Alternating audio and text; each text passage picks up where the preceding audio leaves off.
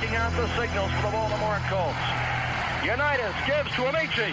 The Colts are the world champions. Amici scores. It's amazing, sensational, dramatic, heart-rending, exciting, thrilling finish in the history of college football. California won the big game. 5 seconds left in the game. You believe in miracles? Yes! Unbelievable. This is Phil Steele. This is Mike Burnham. This is Wes Durham. This is Mike Ashley. Hi, this is Chuck Foreman, number 44 of the Minnesota Vikings. Woo, mercy, this is handsome Jimmy Vine, the Boogie Woogie Man. This is Coach Fry with Virginia Tech Football, and you are listening to Big Dog Sports Talk. Are you ready to rock? Are you ready to roll? Okay, let's do it. You're in the doghouse with Rick Watson on Big Dog Sports Talk, presented by Pulaski County Sports and Entertainment. Join us in the Family Fencing Studios and chime in on the McClellan Chiropractic chat line. He's keeping cool with help from Little River Heating and Air, but this show is straight fire. And now, the big dog, Rick Watson.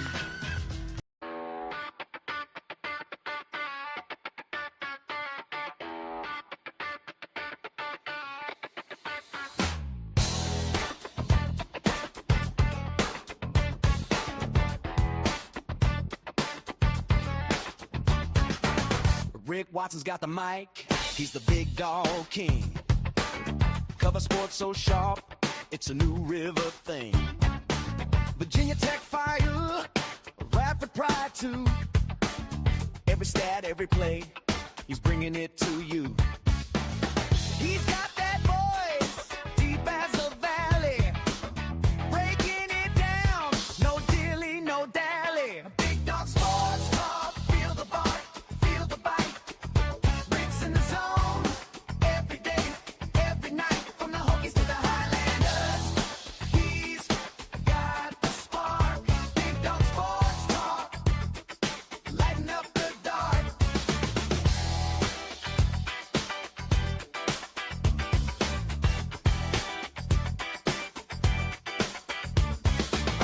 He's got the scoop, faster than a sprint. Calling plays like a coach, every word's a hint.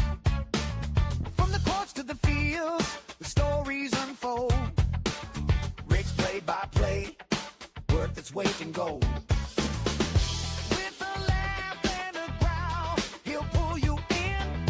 Big Dog's podcast, let the games begin. Big Dog Sports Talk, feel the bark. Wherever you might be.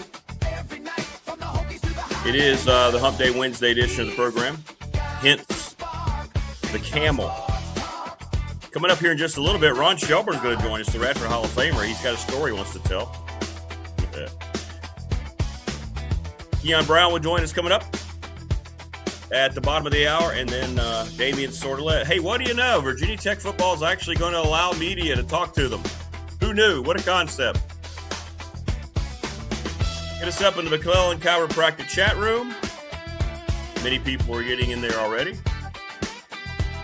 And then BDST text line brought to you by Professional Door, 540-391-0788. So good morning to everybody. Chris and Steven and DLB. Yeah, temperatures in the 50s next week. Let's get the melt going and get rid of this nastiness. I hope everybody's doing well as we slide over the hump. Big night tonight for Radford Hoops as they host Winthrop, the conference co-leader with High Point. Matter of fact, it's a busy, busy week for Radford. They've got Winthrop tonight, then we go to High Point on Saturday. So a lot happening. We'd love to hear from you. And right off the bat, we're going to hear from that gentleman. He is the Radford Hall of Famer. Look at Ron. He gets up early only for me. Good morning, brother. What's up? Only for you. Only for you. At first, at 5:30, I was thinking, whose idea was this to go on at 6 a.m.? Couldn't we have picked a more reasonable time, like 7:30? But then I was like, oh, wait a minute. Yeah, I know the guy who said 6 a.m. It was me. That was and you. Of course, that was you. And, of course, I show up 7 minutes late. No, you're good to go. It's perfect. We had to get through the open anyway, so it's good. Well, how you been, man? How you doing? I've been good. Staying warm, man. Staying warm. How about yourself? Yeah, well, we're getting there. We're in the final month of the season. And I know you got a great story that you're going to tell here in just a second. But take me back to when you were playing that. We're in the final month. February is big, right? Conference play and teams are positioning and you're starting to try to gain some momentum. And everybody, it sounds like a cliche, but I wanted to ask you, when did you realize your Radford teams had the most success? At what point in February did you want to start maybe making sure you were more consistent and being better and better? Well, the formula that was always put out there for us, and I actually heard in a game the other day, I don't know if it was Billis or Rafferty or someone said the formula for winning the conference championship: win every game at home, conference games, and half on the road. And by the time you get into February, you know if you're going to be one of the top teams. You know, by the beginning of February, usually you know pretty well about the mid to later part of January. Sure, you've got a good idea what it's going to look like. And you know, February, I mean, it's these are the, gosh, I hate to say the dog days of winter, but when you get into conference play, and of course I know it, you know, with bigger conferences, with more games, it just creeps into December as much as you can, but pretty much January and February, you know, that's almost 100% interconference games, low scoring games. It's a lot of smash mouth basketball, you know, injuries, you know, and what's the old cliche? You got to play hurt. I mean, there's more ice, more heating treatments, more tape being put on ankles and whatnot. And so you know, it's a challenge for the coaches, you know, to keep teams motivated, you know, to figure out what's the best mix between, you know, we got to have good, hard, crisp practices, but we got to leave some in the tank for games. Sure. And, you know, again, as Dr. Ron Bradley said, mental is to physical as 2 is to 1, and just the whole mental thing of it. And, you know, so yeah, hey, you know, beginning of February, you knew if you were going to have a chance or not. And so much can change in 1 week. So much can change on that in 1 week. No doubt. Mm-hmm. What did you notice the difference in how you felt in November as you got toward February, the middle part heading into the tournament, your body and so forth, all the blows that it absorbed? Because, I mean, basketball is a contact sport, especially for you big guys. It is a contact sport. That's what I always said, man. Not only are you having to change ends of the court, but when you get down there, you're having to start leaning on people, holding your position, beating and banging, that sort of thing. And here was the thing I always enjoyed. You know, we would always take 2 pretty southerly trips throughout the conference season. Back in the day, Augusta College was in the Big South, and Augusta was good. They were good. So whenever we would go to Augusta, Georgia, in either January or February, it was great. Man, you get down there, you feel great. I mean, honestly, it added pep to your step. It was a real advantage for us. Then we'd swing back and catch up Winthrop or somebody, and then we would go to Charleston. You know, Charleston, South Carolina, played Charleston Southern. And back in those days, towards the last 2 years of my career, we had home and away each year with College of Charleston. So we got to stay down there for about, you know, I don't know, 4 or 5, 6 days, which was pretty cool. And so that was good. But November, you're feeling great, man. You know, you're playing a lot of non-conference games. Those are the pride. Those are the ego games, proving that you can play against those other teams that may not have recruited you or what. Right. And, you know, you're feeling good. Of course, back then, the preseason was officially a 45-day preseason. You started off the 15th, and you didn't really start playing till maybe the last couple days of November, or, you know, right off the bat, December 1st. Somewhere thereabouts. But yeah, once February comes, you've aged. You have aged. You feel it. Yeah. All right. Well, something that's become tradition since we started the YouTube show is when we have you on, you get into some great stories and people love it. You've got one right off the bat here for us today on a Wednesday. So what do we got today from the Shelburne files, from the archives of Ron Shelburne? Yeah, well, as my lovely bride said last night, you know, I love your stories. They do have one common theme in them. You. And I'm like, hey. Well. And I'm like, it's one of my favorite topics. That's right. Forgive me. I'm just kidding. But looking at the schedule, whenever I see Radford Winthrop, that conjures up a lot of memories for me for a lot of different reasons. When I was in high school, Winthrop University, we could say they were officially the first Division I school to express interest in me. Coach Pat Burns sent me down. He took me down to Prep Stars basketball camp, which was an all-star camp along the lines of 5-star, that sort of thing. Yeah, Prep Stars was huge. It was big. It was big. It was the best $295 I've ever spent. Yeah. Because had Coach Burns not, prompted me to go there, I don't know that I would have gotten a college scholarship. After Mike Porter left, I thought the college scouts would continue to show up to Pulaski, but they didn't for some reason. But Winthrop was the first school back when we were doing in-home visits. The first night that they could go visit a prospective student athlete, they were right there. And great guys. The head coach, Steve Vasindik, he was All-American guard at Duke. And he was part of the team. I saw a nice article on Krzyzewski a few years ago on the ACC network. And Steve Vasindik was interviewed heavily. He was in administration in Duke Athletics, and he was part of the team that brought Krzyzewski in to Duke. And he was interviewed heavily. And he was the head coach, a guy named Jeff Reynolds. Jeff has ties to Carroll County. Believe it or not. This is a fun fact, and I know I'm chasing rabbits, but what can I say? Jeff Reynolds was roommates with Clark Reese, rest in peace. Rest in peace. I guess defensive line coach at Pulaski County, history teacher. Great guy, played football at the Citadel. Great story. He and Clark were roommates right when they got into the coaching biz and so forth. But he was assistant coach for Winthrop, and a guy named Ron Michaels. We remember these guys because, honestly, that season they kind of became kind of like family. And they told us up front, they said, we're going to attend every one of your high school games this year. And true, they had a coach. One of those three guys was at every game my senior year.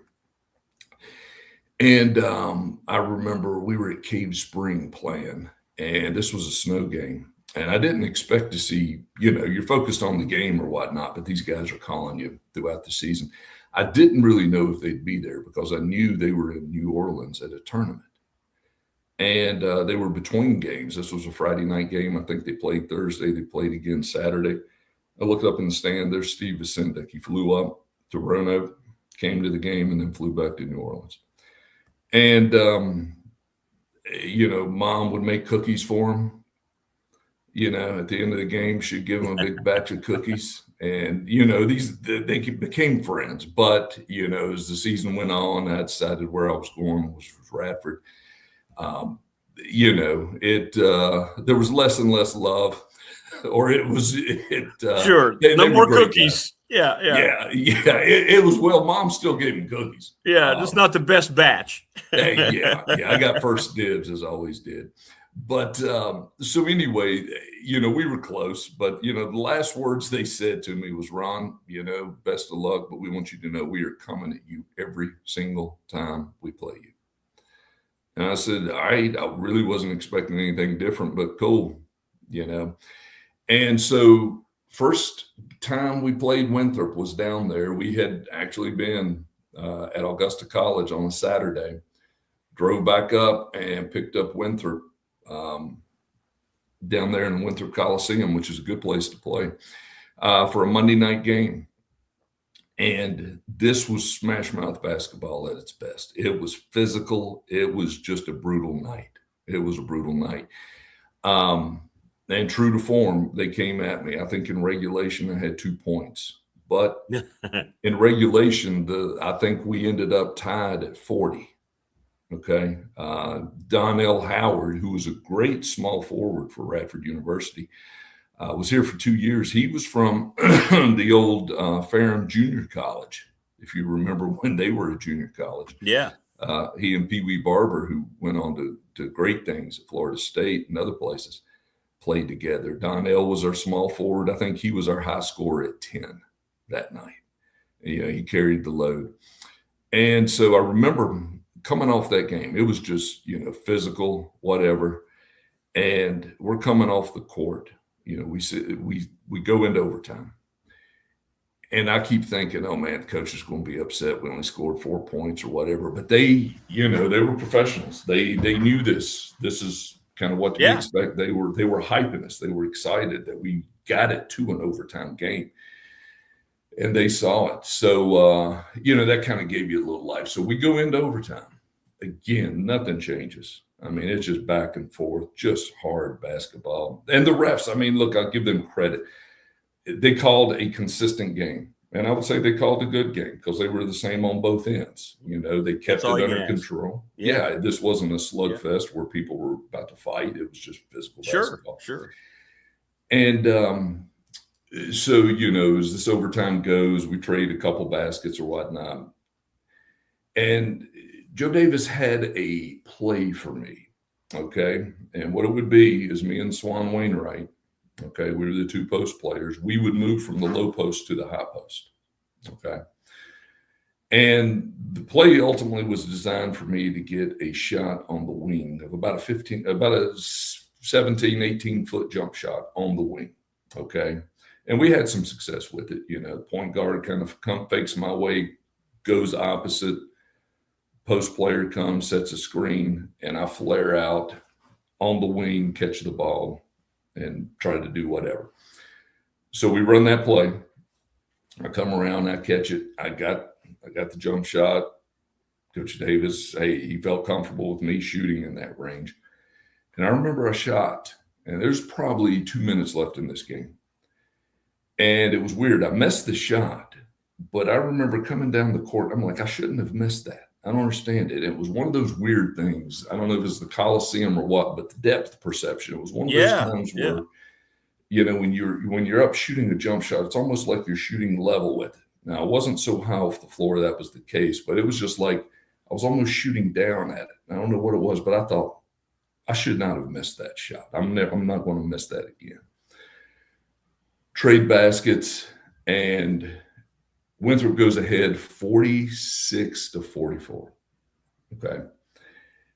And we have the possession. We have last possession. It looks like this is going to be the last possession.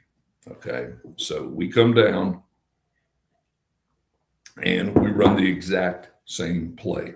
And I'm like, yes. All right. We're going to overtime. I'm nailing this. We're going to another one. I'm not looking forward to a second overtime with this crew, but I don't want to lose.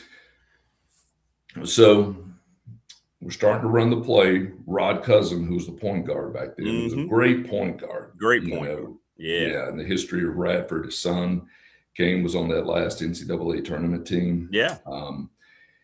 Rod comes down, does his thing, but for some reason, I think the Winthrop defense, Winthrop was tough that year. They really were good. They put so much pressure. They drove him down in the area where I'm supposed to come out at. They push him down there. He's dribbling the ball.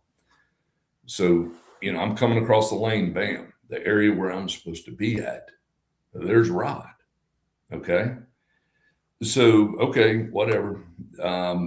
Joe Davis always, drilled in us. Look, if we're running a set play, and if for some reason another one of your teammates is in the position you're supposed to be, don't let it ruin your day.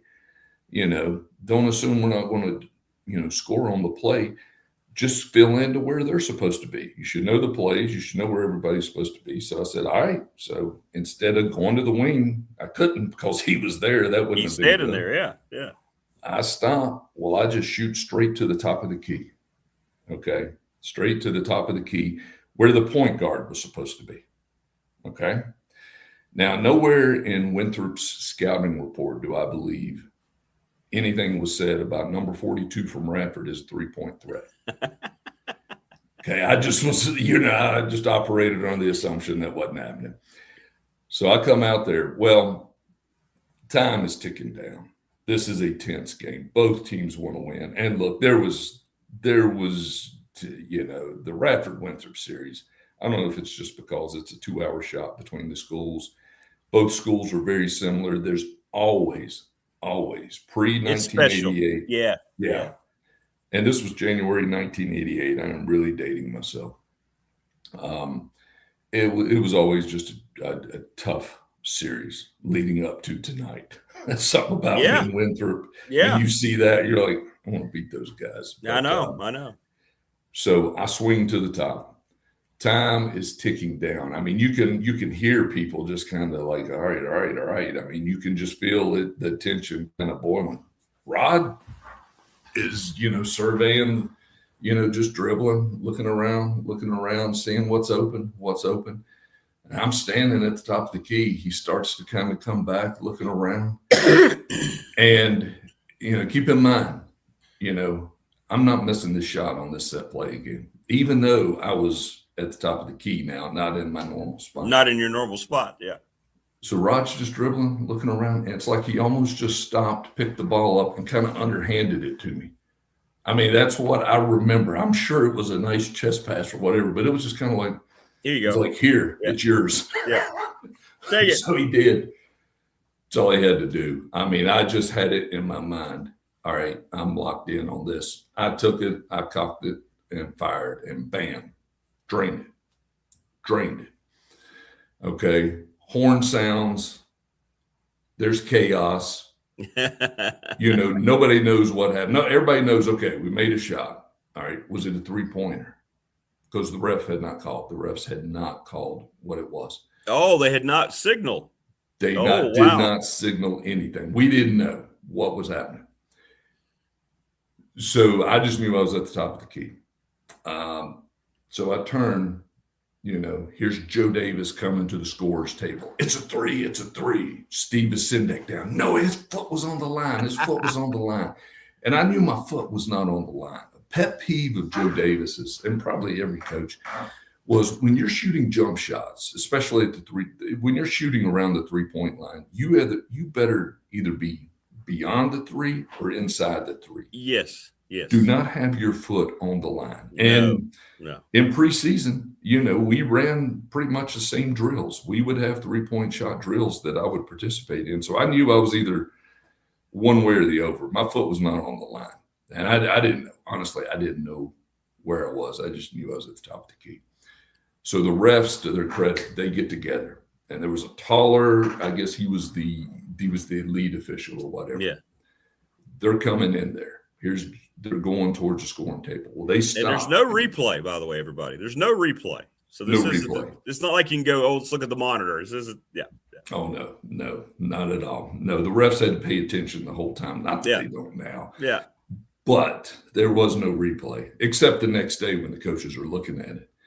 The scouting, the game film that they record. And then there's a replay. Sure. But, so they huddle up right there beyond the scorer's table. They get the scorer's table. They put their hands up. The coaches cease and desist. And I'm sitting there. I'm 18 years old. I'm thinking, that's the coaches, but I kind of feel like I've got a vested interest in this. So I start going towards the coaching table. I'm like, I want to see what's happening. Yeah, what's going on? Yeah, Steve. The refs, the head officials, he's looking at both of them. They're talking 2 or 3 things. We don't know. Is the game over? Okay, is the game over? Did the horn sound? Whatever. They're doing this fast, efficiently. And I remember him, it seemed like this was 10 minutes, seemed like an eternity. The official looked at each one of them. One nodded his head. He looked at the other one, nodded his head. So they're in agreement. So he emerges. He goes to the scoring table, and I'm right there. Here's Joe Davis, Steve Vasendek, this 18-year-old kid from Snowville, Virginia. Like, I want to be in here on this too. And so the referee goes to the table. Everybody's just looking at him. And he puts 2 fingers up. And I'm like, oh, geez, 2-pointer, whatever. He puts 2 fingers up, and he says, 2 seconds on the clock. It's like, oh, okay. Yeah, I can live with that. All right, but come on. What else you got? What else? And he paused. And everybody's looking at him, and then he puts his hands up, says 3-pointer Radford. Well, the whole place on our bench, we're just cheering. Yeah. We won. And the coaches are happy, but Joe Davis and his crew, and he had a really strong coaching staff that year. He had Phil Hopkins was his associate head coach, and Phil went on to had a head coaching job at Western Carolina, got them to the NCAA tournament. Phil, is a great story, proposed to his fiance when they're celebrating the Southern Conference tournament win. As they go, CBS covered it. Wait, we still had 2 seconds to defend, though. Oh, yeah, right? Yeah. But it's great staff, So Coach Davis, Phil Hopkins, Rick Cormany was on that staff, Kenny Osborne, Bill Lilly. So Coach Davis, as happy as they are, being the professionals they are, they're like, come on. We got to set a defensive play. 2 seconds. This game ain't over. Everything from they can hit a shot, they can draw a foul. So we set up a defensive set, 2 seconds, and we had our positions. Boom, they inbound the ball, and for whatever reason, it came towards me, towards the Winthrop bench. It was right where I was. I just step out. I'm being careful not to foul. Oh, yeah, on the road. Because those guys would have loved to see me do something dumb like that. I get it, I hold it, horn sounds, game over. And I'm sitting right there, standing right there with the ball as the buzzer sounds at Winthrop's bench. And I remember looking up, and there's Steve Vasendek, who came to every game. And I just extended my hand and said, "Good game, Coach." And he said, "Good game." And, that's awesome. That's awesome. I think it was the last time he spoke to me. No, he did. But whenever I think of Winthrop, I always in the Winthrop Coliseum, and anytime we go to the beach and I go through Rock Hill, I tried to, every time we would go through there, taking the family to the beach through Rock Hill, I would try to detour and go to the Winthrop Coliseum and just walk them through that. It's a fun place. I like it. I still like it. Yeah. Oh, yeah. I thought the kids would enjoy seeing me walk everybody through that. Walk through the whole play. Yeah, that's cool. But they said, no, we just want to go to the beach. So sorry, Dad. We'll stop on the way back. Wink, wink. Okay. Yeah. Okay, but let me tell you about it. Yeah, but I'll tell you about it anyway, right? When we get on the beach, I'll tell you about the story. We'll draw the court on the beach. Oh, that's great. Where are you going today? You're traveling, right? Is that where you're headed?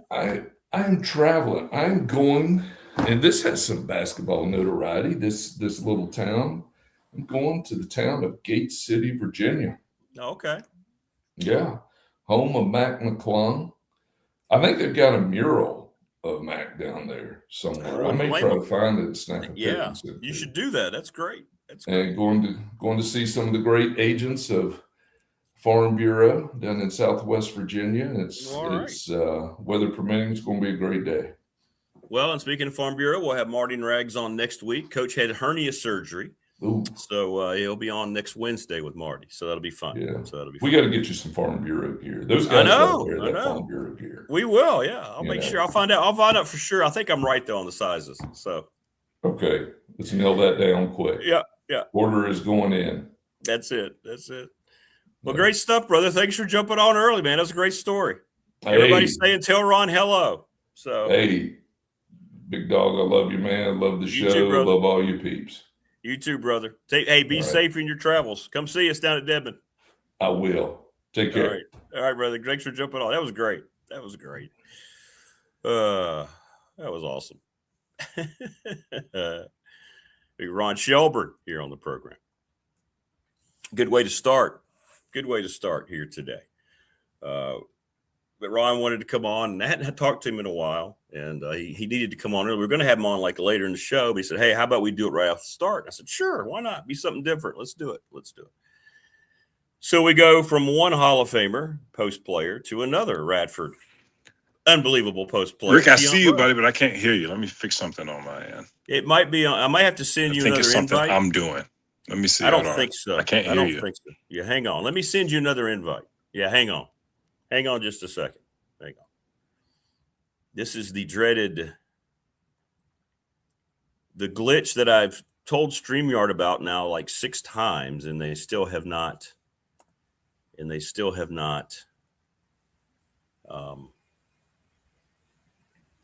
Fixed it. But for some reason, when somebody leaves the studio, it doesn't fix. How about now? I got you, buddy.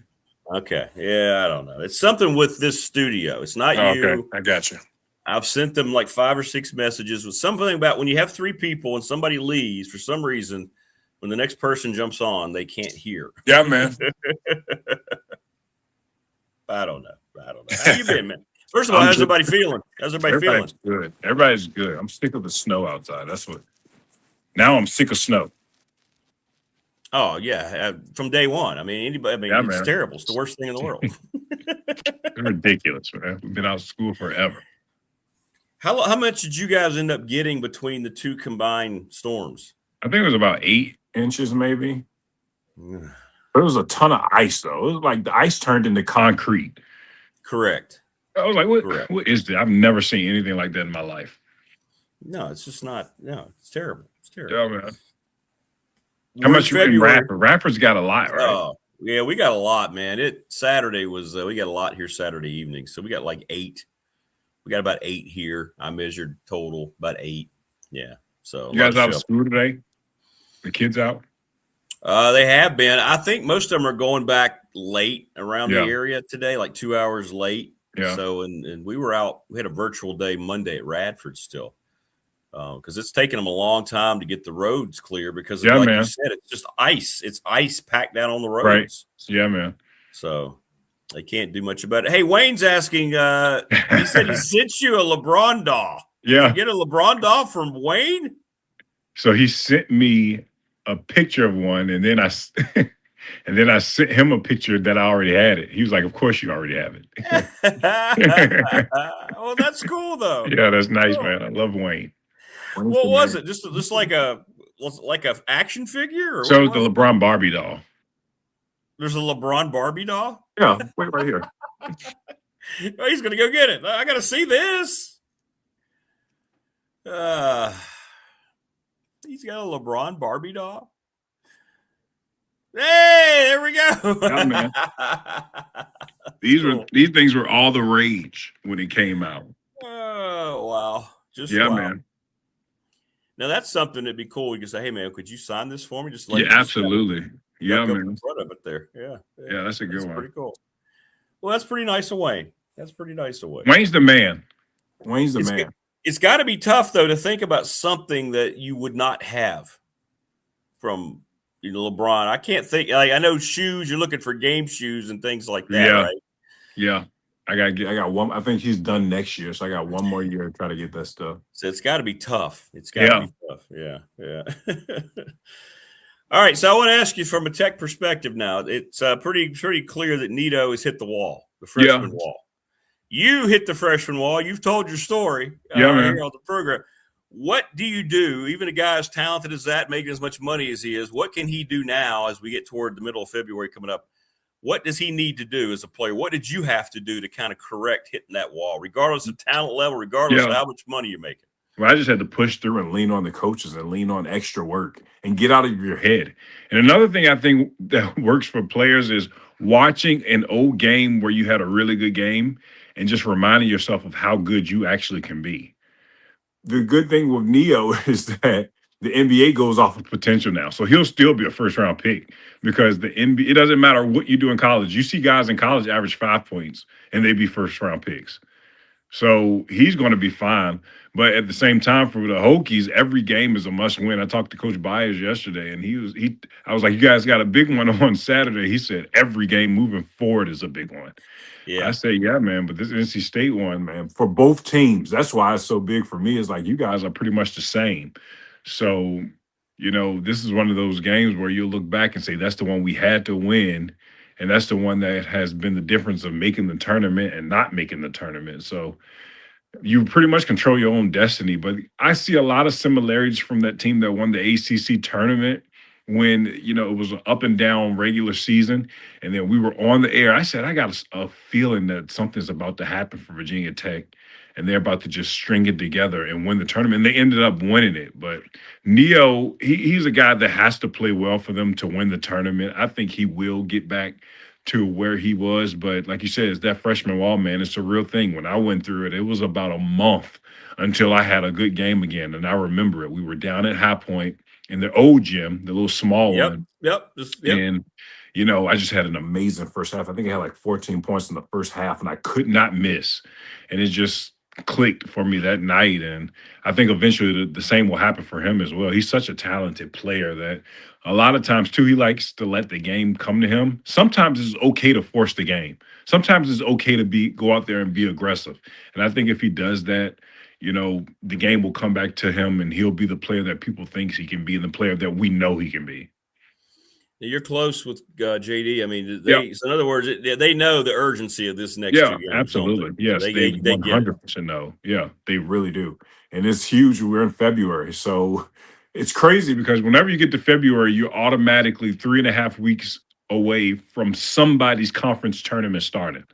So it's like, the end is near. And if you're not playing your best basketball or you're not trending in that upward direction, you're pretty much not going to be playing much basketball for very long. And they understand that they have to win games now in order to get to where they wanted to go. And that's ultimately the NCAA tournament. That's the goal for Tech. And they have the roster, the talent, the coach. You just got to string it together. Those first 3 losses were not ideal, right? It wasn't nobody could predict the way that they would start or lose their first 3 conference games the way that they did. They did. It's over with. You move forward, but now you got to string together some wins. What's frustrating, and if they could just get healthy, yes, how much different they would look. They're finally looks like they're getting Johnson back this week, and I hate that they've had to be against the 8 ball as long as they have in terms of not having a full roster. It's frustrating because we haven't seen the full Tech team as it was envisioned coming into November, December, right? Because everybody's beat up, or at least 1 or 2 guys. And so it's got to be frustrating. I know they've worked hard to fight through it, but there's only so many setbacks with health that you can accept, right, and absorb. Yeah, and at the same time, I've been covering a lot of teams this season who's dealing with health problems. So I'm not sure what's up with that. It's almost like the NFL, with all these guys getting these ACL injuries. I don't understand it this year for college basketball and how many teams that aren't healthy. I just don't get it. But if you can get your guys back now, obviously that's a positive sign. But at the same time, when you face those teams who haven't had to deal with the injury bug, you're going to be in a position where you're trying to get this guy back acclimated. He's going to be an important piece, or these 4 guys or 5 guys on the court haven't played together. And it could ruin you at the end of the day. So you got to be strategic about how you play certain guys, because it's a real thing when you're out for a while and then you got to get back in the game and you got to get yourself back into a rhythm, back into a flow, and you just don't have it. So you got to figure out a way to try to make practice as game-like as possible, which is hard to do because there's nothing like live game reps. But if you can find a way to make it as close as possible, that's your best bet as a coaching staff.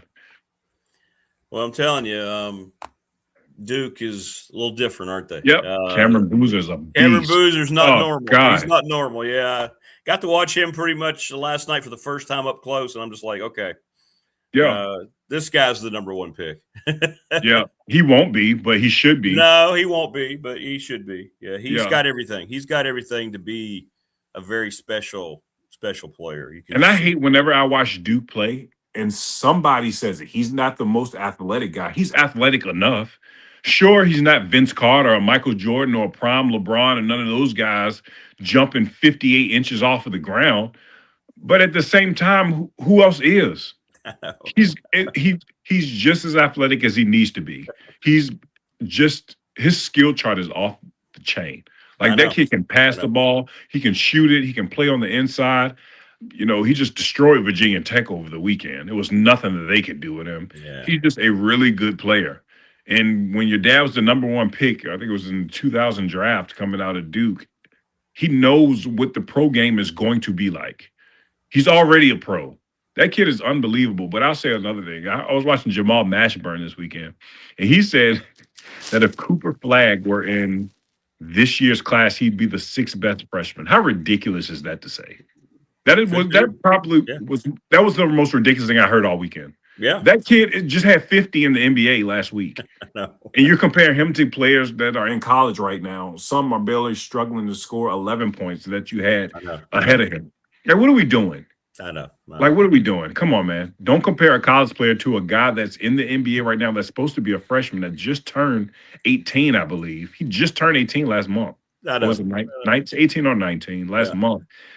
Man, come on, man. If that dude was in college, he'd be the best player in college basketball right now. You know, dudes in that network are just paid to say things. They're not paid to say things that are smart or know what they're talking about. They don't care about that on that network. Oh, my goodness. That kid is unbelievable. So young. Come on, man. What are we doing? Yeah, they don't care. They don't care. So who are we looking at now? Who's the best team in the country? I mean, the best team in the country. A lot of folks are saying Tommy Lloyd in Arizona, and I get it. I do. But I like Michigan. I really do. I like the Wolverines. I know that those guys were dominating at the beginning of the season, kind of came back to reality a bit, but some teams at the top. Arizona is a team that I think is finally going to make a Final Four under Tommy Lloyd. I'll say that. UConn is really good, but the Big East isn't that good. No. They play St. John's in the Garden this weekend, so that'll be a big test for them. Can't wait to see that one. But if I had to say off the top of my head, the best teams are Arizona, Michigan. I'm going to throw UConn in there, even though the jury is out a bit because of the Big East being so weak. It's probably one of the worst conferences in college basketball as a whole. And I'm going to throw Duke in there as well. I would. Yeah, I think those are the 4 right now. If I had to say a Final Four, those would be my teams. The only game they lost was that game, to Texas Tech? Texas Tech, yeah. Neutral game early by, a point or so. So they could be undefeated right now. Yep, they surely could. And they certainly have the talent. And then they got the star in the middle who can win you games. So they got everything that they need. And then the committee's going to put them in the easiest bracket. So of course. Yeah. Of course. It's every time. They're going to cruise to the Final Four. But, I think I won't say I'm surprised, but I think they've done a nice job. What they've done, they had to recover after Krzyzewski left, right? But he handpicked the coaching staff basically on his way out the door. They have hit their stride now, haven't they? Kind of the new regime down there in Durham. Yeah, and Coach Shai is doing a great job. He is. He's doing a good job, man. Yeah. He is. I think is this year 4, I think? So I think he's been he's won 2 ACC tournaments. He's been to a Final Four. The next step is that national championship. He's got the team to do it, so he might get it this year. I mean, he's doing an excellent job recruiting, hasn't tailed off from that. All these one-and-done guys coming in, they're doing a great job through the transfer portal, but they're still doing it with freshmen as well. You think of Cooper Flagg, we just talked about, now Cameron Boozer, and then you talk about Paulo Banchero was there as well. So you got 3 guys in the last few years that played under Coach Shire that was, that are going to be NBA superstars at the end of the day. And they're freshmen too. So it's not like, when everybody right now is going through the transfer portal to get their talent, they're still going through high school and I wouldn't say developing because those guys are pros in high school, but getting the right pieces out of high school to come right in and fit right into what they're doing. Have you moved? What's your pecking order now? Duke, Virginia. Have you moved Carolina up any in the pecking order? I still don't. I'm still not I haven't been on Carolina all year. I'm still not. Defense is awful. Point guard play is inconsistent. I'm just not a believer in North Carolina right now, but I think the ACCs is Dukes to lose. UVA will be right there, especially if they get hot. They shoot so many threes. With Michael Brown coming back from injury for Louisville, they're going to be right there as well. And the team that I think can compete for a Final Four appearance, it's all on his health, though. If he's healthy, they'll be one of the toughest teams to beat in the country. But his health has been so inconsistent that you haven't gotten the Louisville team that we expected to have before the season started. So ACC is Dukes to lose, in my opinion. You have to go through the Blue Devils yet again, and it'll be Cameron Boozer, Coach Shire. If you can beat those guys, good luck. That's what I'll say. But it's going to be tough to beat those guys. So just your opinion, if you talk with Coach, I mean, how many more losses can Tech absorb before all of a sudden they're knocked off the bubble and they're going to have to do some special things in the tournament? What do you think with 7 losses now? It ain't many. I would say 9 at the most. So you can give yourself 2 more. And then at the same time, it's who you lose to as well. You can't lose those ones that you are supposed to win. You still got North Carolina at North Carolina on the 28th. So that'll be a big win if you can steal that one. That's a winnable game to me because you never know what you're getting from the Tar Heels. And then the next week, you're pretty much in the ACC tournament. So if you can hold home court and win your games at home, I think you got to beat NC State this upcoming weekend to keep yourself right there in the tournament. And then you beat North Carolina at the end, and then win at least 2 games in the tournament, you should be good. But I think that Virginia Tech, at their best, they can win the ACC tournament like they did a few years ago. Everything just has to be clicking at the right time for the Hokies, though. And be healthy. Yep, and be healthy. Great. That's what I'm saying. Yeah, everything has to align, just like when they won the tournament under Coach Young, the first ever tournament in Hokie history. Everything has to align. Chris is asking about what do you think about Kion Anthony?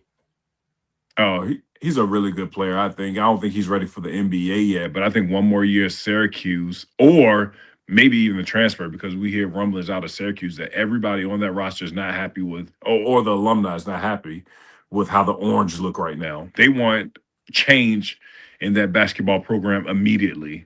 And I don't think they're going to get it till after the season, but I think he's a really good player. When your dad's Carmelo Anthony, one of the best 25 players in the history of basketball, all you have to do as a prospect and as his son is just listen to him, and you'll be a fine player. He's a fine player, and I think one more year in college basketball would do him good. Yeah, like Tebow says, the A-10 is top heavy. George Mason's one of those teams, right? 20-2. Yeah. For the Patriots. Oh, Tony Kinn's not going to be there. He's not going to be there. He's out of there. He's too good of a coach. Yeah. Yep. Tony Skin's going to be out of there, and the guy that he replaced, Kim English, is going to be out of Providence as well. The Friar fans can't stand him right now. They're going to run him out of town. And the rest of the A-10, St. Louis is really good. VCU is, when they're at their best, obviously can win the A-10, but they aren't like the VCU team that we've known to come to love of the past. They're very beatable. And I like Coach Martelli Jr., but it's just something different about this VCU team than what we've been used to for the last, 16 years or so. Or even before that when Jeff Capel was the coach. Yeah. There's something different, something off. They had an identity over the years with Shaka and how it continued on with Coach Rhodes. Now it seems like it feels different when you watch them play. Yeah, exactly. Even with Jeff Capel, and you had Eric Maynard there. Yeah, right. First year, first round draft pick on your roster, and then Anthony Grant comes in and he inherits Eric Maynard, and then they beat Duke in the first round, and then Shaka Smart. We know about all the havoc and what they brought, and then Will Wade, and then Mike Rhodes, and then Coach Bennett. All of those guys have won, and VCU has the roster to win, but it's like we said, it's just something about them. I can't put my finger on it. I think it's the inconsistent defense from the Rams that we aren't accustomed to seeing. We knew that they will always have defense, but this year it's like this focus is offense and defense is secondary. Well, and looking at our Highlanders, big week. Winthrop tonight at High Point on Saturday. Big sweep over the weekend. Neither game was easy, but they got it done. They got Charleston Southern and at Presbyterian. Winthrop tonight, basically a pick-em type of game. First game was the last-second three. Winthrop won down at their place. How do you see the Highlanders handling this week? What do you think? It's going to be tough. You got to win that one tonight, though, at home. You playing against the Big South player of the year. Duncombe is the Big South player. That kid is unbelievable. He is playing the best basketball in the league right now. You're talking about efficient. I don't think there has been a player as efficient as him probably since Chris Clemens. That's from an efficiency standpoint. And he is just dominant. I think how much he had the first game versus Raf, like 26 or something like that. He didn't play well. No, he shut him down first game. Oh, yeah? I could have sworn he finished with 20. Well, he may have got to the free throw line a lot late, but they did a nice job. Tyson Brown did a nice job. Okay. Did a nice job. But you got to have that same game plan tonight because nobody in the league has been able to stop him. But it sounds like Radford is slowing down. I could have sworn he had a huge game, but he did. Their guards. I was on the call that game. Yeah, their guards is what really hurt us first time around against those guys. But it's big. It's just big for the Highlanders. I mean, maybe guys are finally getting used to play one another. We knew it was going to take a while, right? I mean, you got so many guys coming in from different places. It's not going to just happen overnight. Yeah. But and that's, and at the same time, we can't use that as an excuse because everybody has to go through that. Everybody's got to do it. Right. Duncan ended up with 17 in that game. Okay. He was only 5 of 11. Okay. So you got to get him more shots. Goodness gracious. Yeah, we did about as good a job on him as anybody has done. But I don't think there's anybody right now close, especially with the first half of the, conference slate being over. He is 100% the player of the year. Like Winthrop's about to get another one. They have to have the most players of the years in the history of the Big South. Like it's ridiculous. Yeah, I'm sure they do. As you get into February, KB, how much does it really show the backcourts that can pull you through a tournament and the ones that don't quite have it? We kind of saw it with Presbyterian. They have maybe the best combined front court in the league, Presbyterian up front with Pierce leading the way, the player of the week, but their backcourt's not very good. Radford has a very good backcourt. How important do backcourts become this time of year? Well, guard play wins in March. If you think about all of the last few winners of the NCAA tournament, conference tournaments, there's always been the teams with the best backcourt. You think of Florida last year and Walter Clayton Jr. That kid was unguardable. Oh, my gosh. Dominated. You think of High Point last year, and you have Kessa Jiffa. Kessa Jiffa struggles in the tournament. Winthrop goes up big in the second half, and I forget the kid's name, the kid with the dress from High Point. He ended up being Big South Tournament MVP. He was so good, so you got a guy like that who comes off and fills the slack for Kessa Jiffa struggling. And then you go back a few years ago with UNC Asheville. UNC Asheville was getting crushed by Campbell in the tournament championship. And then you got Tajay Jones shooting all of those threes, bringing them back into the game. So if you don't have the guards, you're not going to win in March. It's impossible. You can't think of a team that didn't have the guards. You just have to have them. It's so important. Well, and that's what Radford's got in their favor. Yeah. We've got really good guards. So we'll see. We'll see what happens. Yeah, man. Well, it's good stuff. Where are you guys tonight? Longwood. Longwood's on the road. There could be a situation where there's no more home games for me for Longwood. We'll see. I know Radford ends it on the 28th, and I'm trying to do everything in my power to make it to that game, but I'm supposed to be in New York that weekend. So it's a heartbreaker. What are you doing in New York during college basketball season? It's New York, man. Come on, man. It's New York. Yeah, but they only have 2 home games left, I believe. Actually, yeah. Next week versus UNC Asheville was picked up by the wild card game. Yep. And that final one versus Radford, which I'm trying, but we'll see. What's going on with Longwood? They're struggling a little bit. Yeah, they're inconsistent. That was a bad loss to USC Upstate. A bad loss. Yeah, and it wasn't really close versus High Point as well. So those guys got to get back going. But they got the roster to be good as well. But, when they won it 2 years ago, it was the same thing. They weren't the greatest in conference play. And then, like we see in so many one-bid leagues, somebody gets hot at the right time and they end up winning the whole thing. It happens every year. Every year. Big South, the SoCon CA, the Atlantic Sun, whatever the case may be. Those one-bid leagues, somebody's going to catch lightning in a bottle and just win the whole thing. Yep. It's inevitable. Somebody's going to do it. And then they'll go into either the first 4, win that game, and then they're going to be matched up against the high seed. And all of a sudden, you look up at halftime, and there's that team hanging right in there with a number 1 or 2 seed for a while, right? Yeah, it was Coach Donnie Lynn in Mount St. Mary's last year. Right? They get the first 4. They win their game, but then, unfortunately, they got to play Duke and Cooper Flag in the first round. But how'd it go talking to Coach Lynn? You called one of his games. Yeah, I called the game last week. It was against Quinnipiac. It wasn't good. Quinnipiac dominated that game. Yeah, Quinnipiac is one of the most explosive offenses in mid-major basketball. Yeah. Oh, that's a good league. The MAAC is a really good league. That's a good league. People may not really good league. Yeah, it's a good league. It's a good league. Well, all right, my friend. Great stuff. Great to see you as always. I'm so glad the household's feeling better. Yeah, man. We're good, buddy. We're good over here. We got a 2-hour delay ourselves, so I'm about to sneak in the gym. Oh, okay. So you got some time then. Good for you. I do. I'm going to drop the kid off at daycare, and then I'm going straight to the gym, come back, shower, school for 3.5 hours or whatever it is, and then I'm back. Yeah, you should take your extra LeBron doll with you and have him sit there as a gym companion. I could, yeah. You could talk to him. Yeah, they're going to call the people on me. They're going to say, "Get this guy here." The guy with the dog. Yeah, it's always somebody weird in the gym. I don't want to be that guy this morning. You're not a guy who like slams the weights down, are you? Oh no, yeah. I go to one of those gyms where like I'm not bragging, but the guys like we're in shape. I'll say that. And I go, it's a lot of guys in there. Just man, I think I'm in shape. It's some guys in there. I'm like, yeah, this guy's on steroids. There's no doubt. Yeah, but they're huge. They take their shirts off. It's like, I'm like, oh my goodness gracious. Yeah. You can tell the guys that are getting enhanced. Yeah. Pretty easy. It's all in the neckline. Oh, absolutely. All right, my friend. We'll have a good time in the gym, and we'll run you down again next week. And all right, looking forward to catching up with you, brother. Rick, love you, brother. See you. All right, man. Take care. There you go.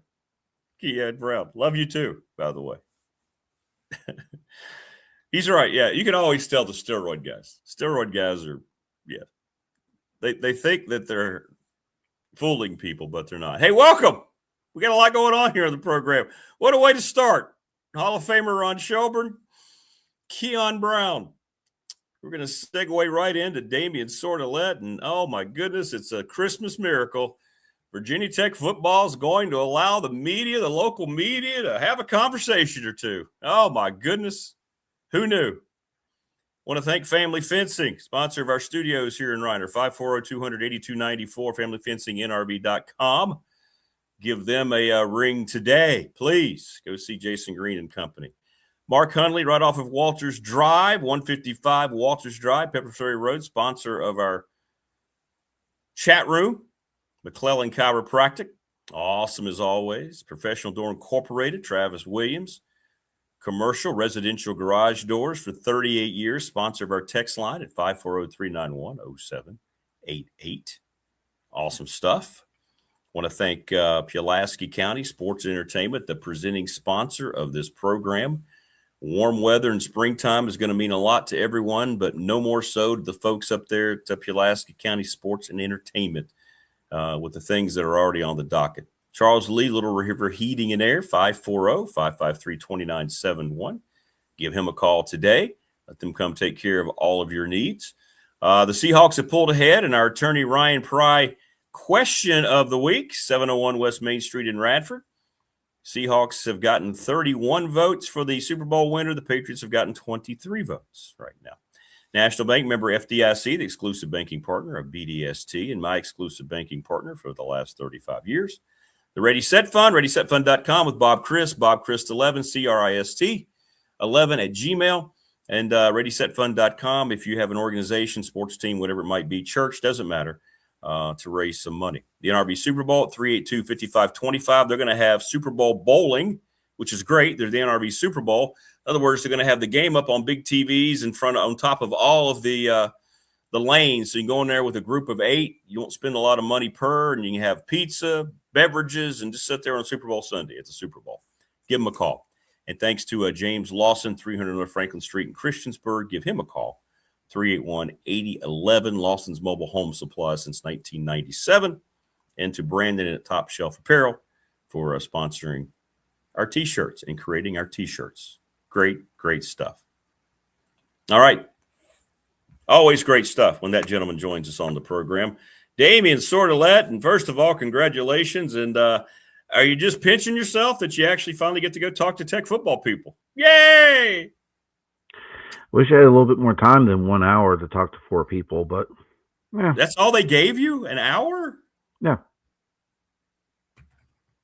This is weird. It's just weird. At this point, it's gotten weird. So they have this planned press conference at 11, right? It's all been kind of choreographed.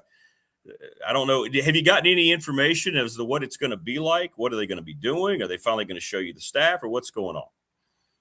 I know the time frame that we're going to get to talk to the Franklin, Pry, Howell, and Shearer, and then they haven't said anything else.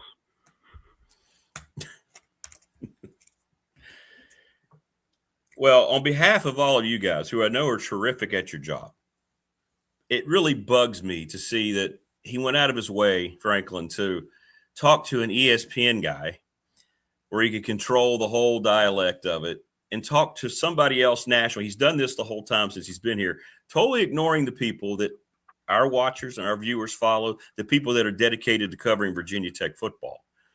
That bugs me. That bothered me yesterday. I'm like, why is he doing that? Why not give that to you? You're the football beat writer for the premier paper in the area. Why not give that to Teal, right? Somebody, Andy Bitter, anybody. Right, but he hasn't gotten a chance to know us yet. He hasn't allowed himself to. Right, and I went through this when I was covering Liberty with Hugh Freeze. He trusted more in like Chris Lowe with ESPN and some of those other guys to get the messaging out. Now, I will give Freeze some credit. He gave us more time in some of these press conferences and gave us more opportunities early. But like the big stories, he went out to ESPN because he knew them. He has those relationships. Franklin's essentially doing the same thing, but he hasn't gotten a chance to know us yet. So I'm hoping the dynamic there changes here coming up soon, but we'll see. We'll see. So how's it going to work? Are you guys going to have to like just take turns? You got to plan ahead with the other guys and say, can I have him for 7-8 minutes and then we'll rotate around since everybody's just got an hour? No, it's Franklin's he's going to be at a podium for a set time. Okay. And Pry for a set time, Hal for a set time, and Shear for a set time. So it's a formal press conference. It's not like a... Oh, so it's just a formal... You don't even get the chance to have the individual sessions. Like, nope. Wow. So you have to just sit there and ask all your questions with everybody else. Okay, I misunderstood. So I thought you were going to at least have like an opportunity to have these guys after the presser. No. No. What you watch on their YouTube page is what we get. Wow. Well, that'll be interesting. Interesting to see what comes out of that. Maybe somebody can ask that question. Hey, hi, how are you? Maybe that's what everybody should do. They should do. You know how he is about introducing themselves? Make sure you take the time to introduce yourself, go up and shake his hand. Maybe that would help, right? Didn't he do that when he got here? Hey, how you doing? By the way, my name is James Franklin. Didn't he do all that stuff? Yeah. Yeah, hopefully he doesn't take a full minute of the time that we have with him to say, I said hi. What is on your mind to ask? Is it going to depend on the flow of what these guys are talking about, or are you already thinking about some things that, we'd like to know this? I'd like to be able to write about this. Yeah, I want some more info about bringing Pry back as defensive coordinator. That's a big topic that I don't know we haven't really written about other than getting the initial contract and the initial news, but like I want to know what went into it. More so than what they put in that Set in Stone series that they're doing. Oh God. Like if you look at their online roster right now, Franklin's the only coach listed. They haven't added any of the transfers to that class. The signing class, the high schoolers is still separate from the 2026 roster. So it's not like they've gone through and added the mid-year enrollees. So we don't know a number of how many are there. So we're going to have to fit all that in with Franklin in 20-minute time. And he gave us 20 minutes on signing day, and we only got 6 questions in. So that's the world we're living in. So hopefully we can get more questions in now, and there's going to be more of us. So it's not like Andy and I and Teal can go in and ask a couple questions here, a couple questions there, and then it's like one, get to someone else, rotate, and hopefully the mic comes back to you. So, yeah, at least with Pry, we know in our 15 minutes with him, we'll be able to ask a good number of questions. And hopefully Pry will be able to shed some light on being back in the building, all that other stuff. So we'll see. Yeah, I hope so. That'd be nice to know. That'd be a great, yeah. So take us through your own mindset here, right? To get fired like that, to be rejected like that by a fan base even, and yet come back the same year to work for your mentor? That would be an interesting angle to find out what his mindset was. Yeah. Oh yeah, and ideally, I would like to have sat down with him and asked him that in a non-formal setting, just to sit down. It's a couple of us, and where the cameras aren't rolling, just he gets a chance to just kind of talk freely with us, versus a press conference where he knows he's got a set time and he can't really go off on a tangent. Yeah, Wayne, I'm not asking him about Enter the Sandman. Yeah, I'm not asking him about rap and the East Coast, West Coast stuff. I mean, ESPN can do that, filling a broadcast, but no, you're not interested in that information. So I didn't realize it's just the 4 guys. Mm-hmm. Not even okay.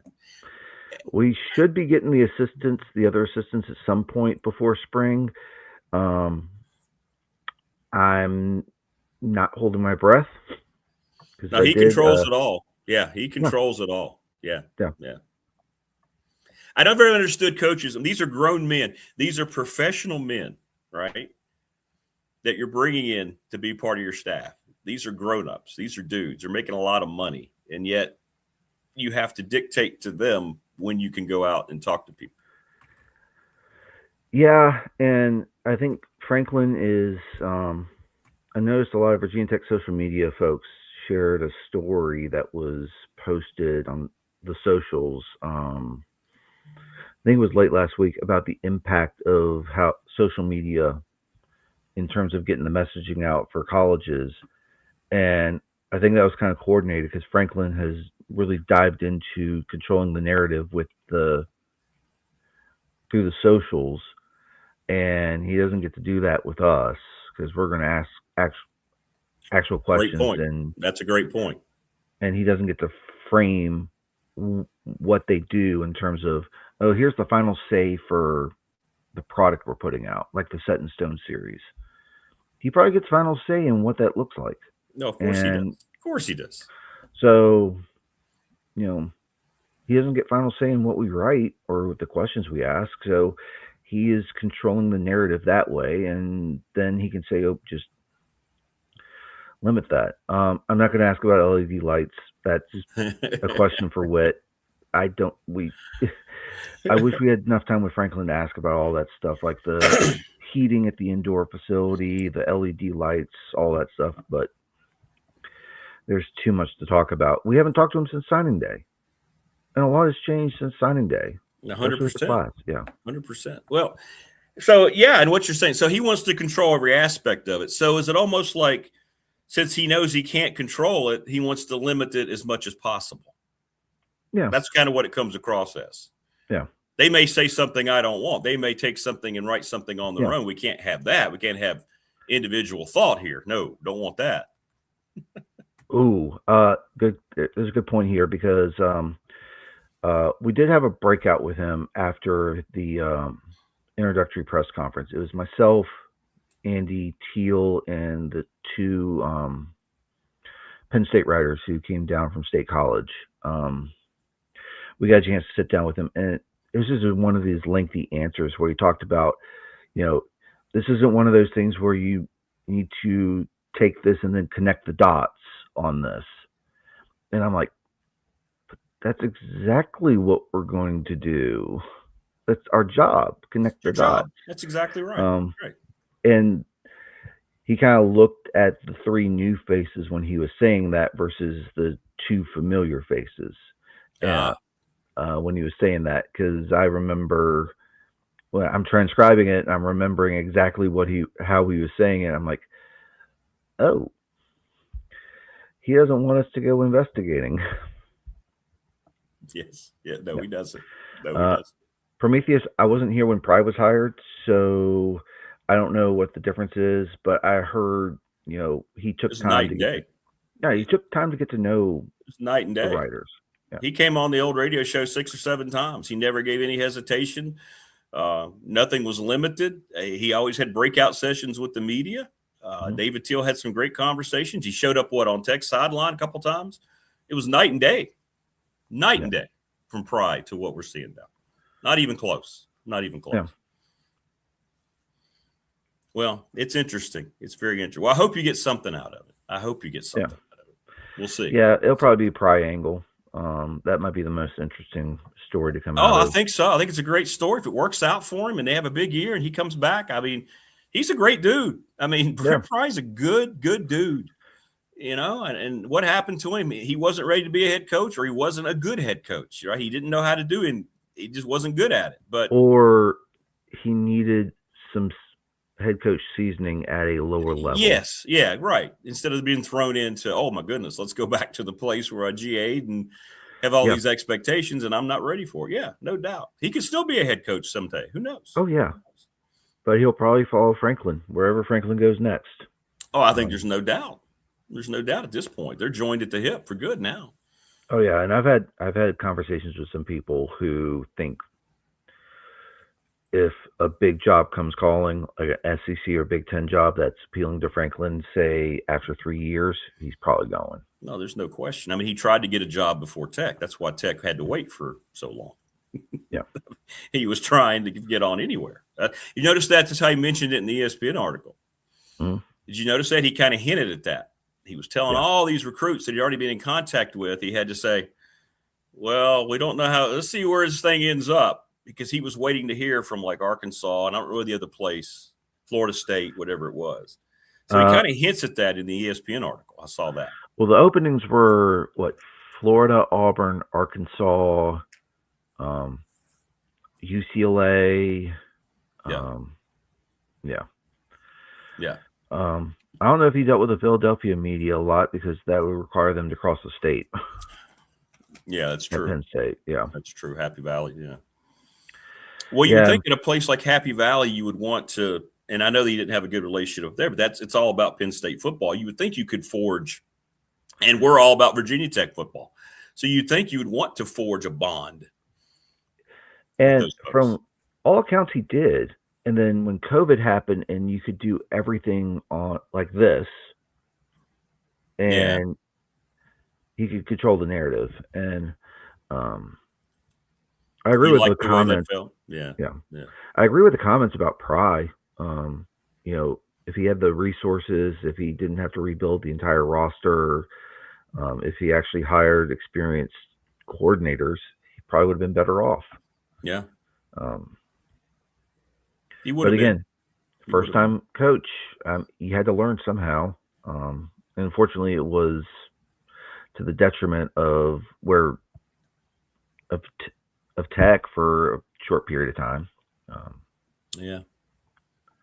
And again, was that something and that goes back to Witt, right? Shouldn't Witt have recognized that? Hey, we're going to give you this chance, but when you're going out and doing this is what we'd like. Can you have one guy, one old head to come in here and but he got free reign to do what he wanted, and it was all inexperience all over the place. So fish rots from the head, so that kind of falls on Witt too, because he still had control of football at the time. With the exception of Joe Rudolph. He had one guy. Yeah. Joe Rudolph. It was very exciting. Yeah. I thought that was going to be a slam dunk. Joe Rudolph, that did not go well J.C. Price. That was about the experience that you had coaching. Yeah. And the Rudolph thing failed so miserably. It was bizarre. Well, I mean, Notre Dame came calling. Yeah. But it started to go sideways middle of that season too, the relationship with Pry. So with Prometheus's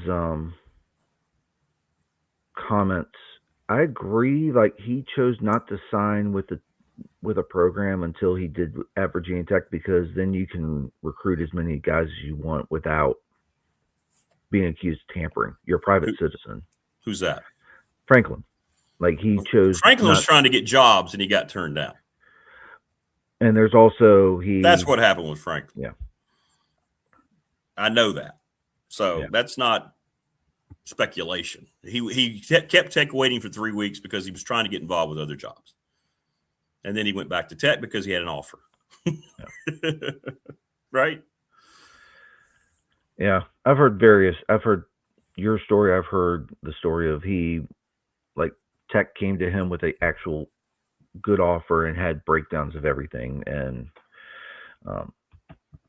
he weighed the options and he preferred to wait till he did, so that way he could get 2 weekends of recruiting underway and get a significant leg up on everyone else that was still open. So I've heard different things. So until someone comes out and says, "Yeah, this is exactly what happened," that's not going to happen, though. You know that as oh, well it as will I do. never happen. It's never going to happen. It's never going to happen. Or if he takes a new job somewhere, and sometime he might go back to say, "Well, here's how it played out at Virginia Tech during that coaching search." Could do that. So the new offensive coordinator will be there too. Yep. Okay. And the new special teams coordinator. Okay. So hopefully there won't be like little index cards of questions. Here you go, guys. Can you hold it? That's one of those where if I get that, I'm crumpling it up and shucking it. Well, I can't imagine anybody in that room. No, if they give us index cards, I guarantee you each one of us is taking a photo of it and saying, just so you know, these questions will not be asked during the press conference. We must control the information. Oh, gosh. That reminds me of a time when I was covering Liberty, and one of the Liberty players mentioned about Sam Hartman. If he gets hit, he's not a good quarterback. The year 2022 when they played Wake Forest, and Liberty lost by 1, and they hit Hartman and made him look mortal. And the next week, the director of player personnel is putting sheets of paper on the like where the players are sitting for questions, saying, "Do not address these topics." Really? Yep. And I looked at Matt Blevins and I go, "When you were a player, did you get that?" He goes, "No." And I'm like, "Do not do that." And they didn't bring it out the next week. And to think about it, if you're just humble and transparent about things when they happen, it'll go away quickly. People will respect it. You can address it, and you can move on, and nobody will hold it against you. It's just when you go to these extra ways like that, it's ridiculous, isn't it?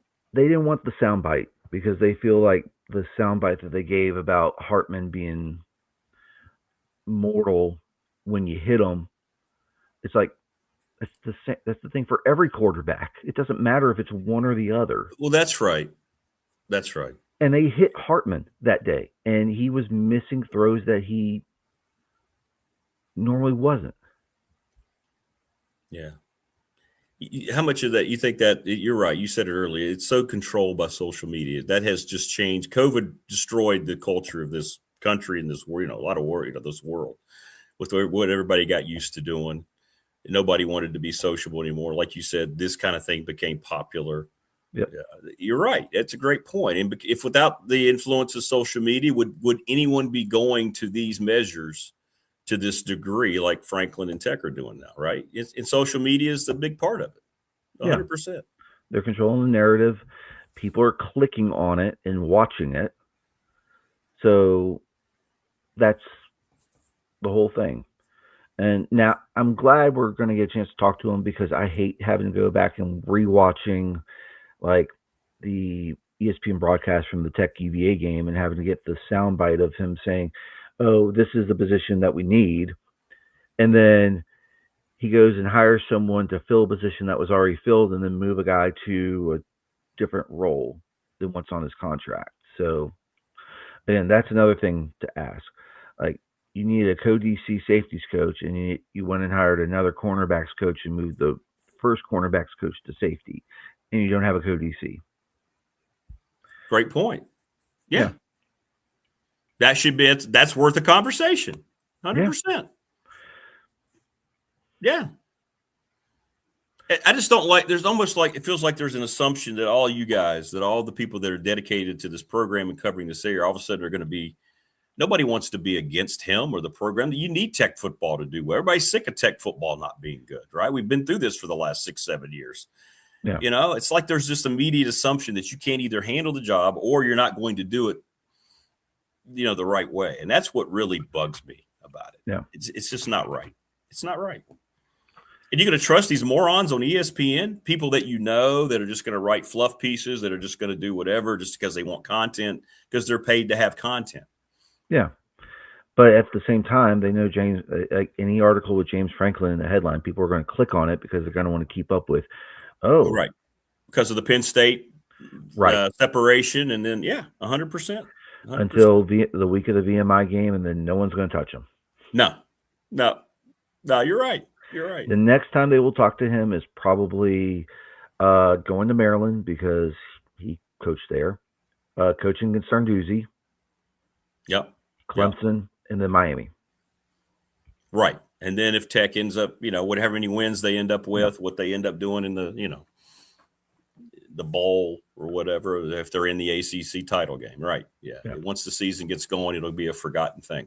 Yeah. Yeah. You're right. You're right. Then if Tech's doing well, then that will keep his name up there and people will be interested.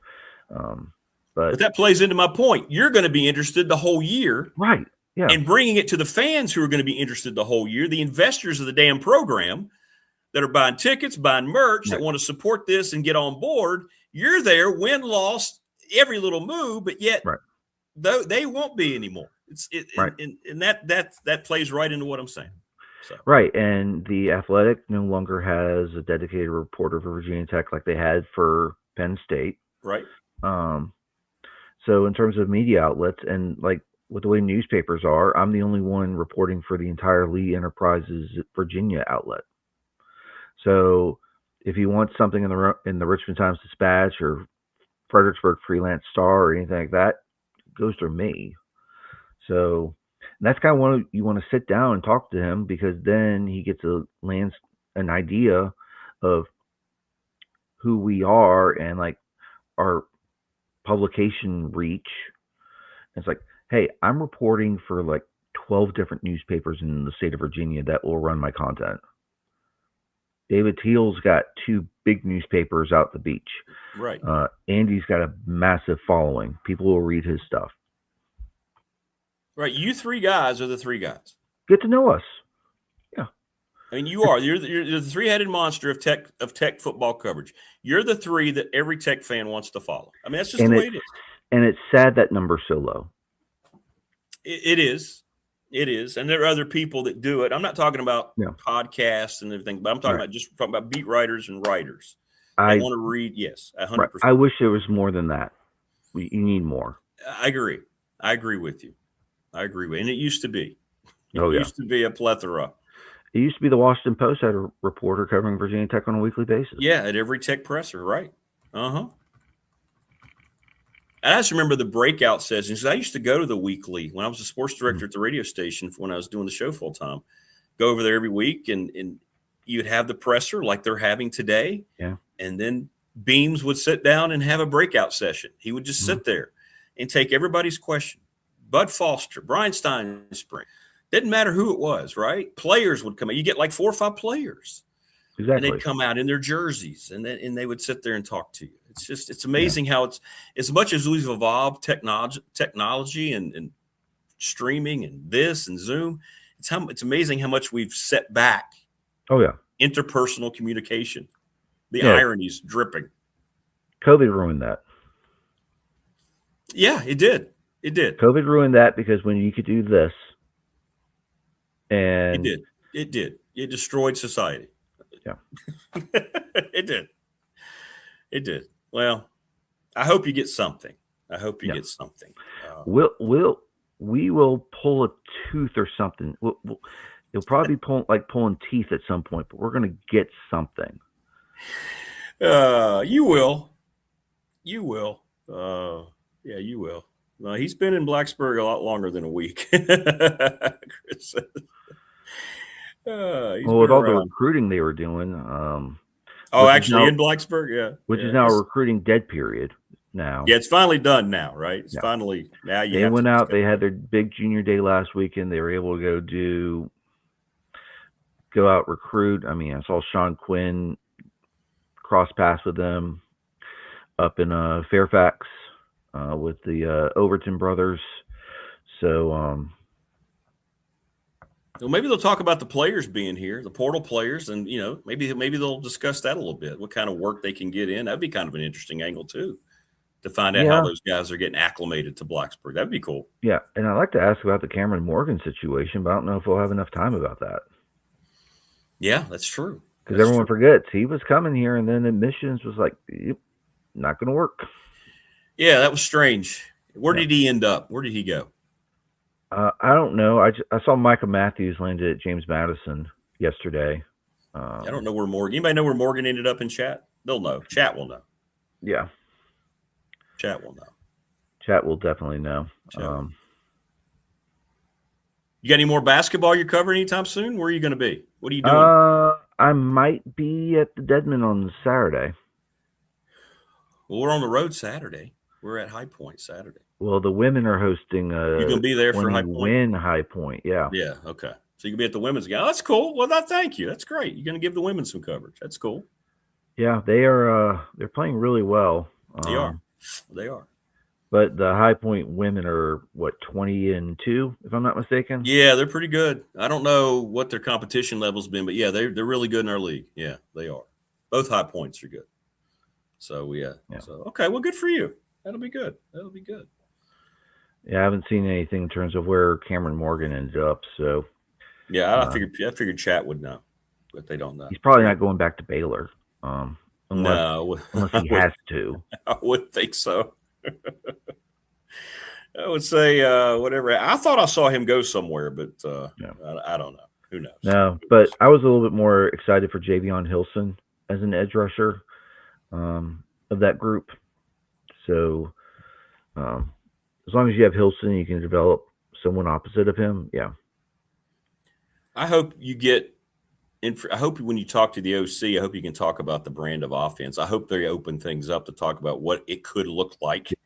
Bruckmeyer, how, and all that. I hope it can become something that's actually informative to the investors who are the fans. Oh, yeah. That's Chris, I don't know if Rutgers has any money with how much they're in debt.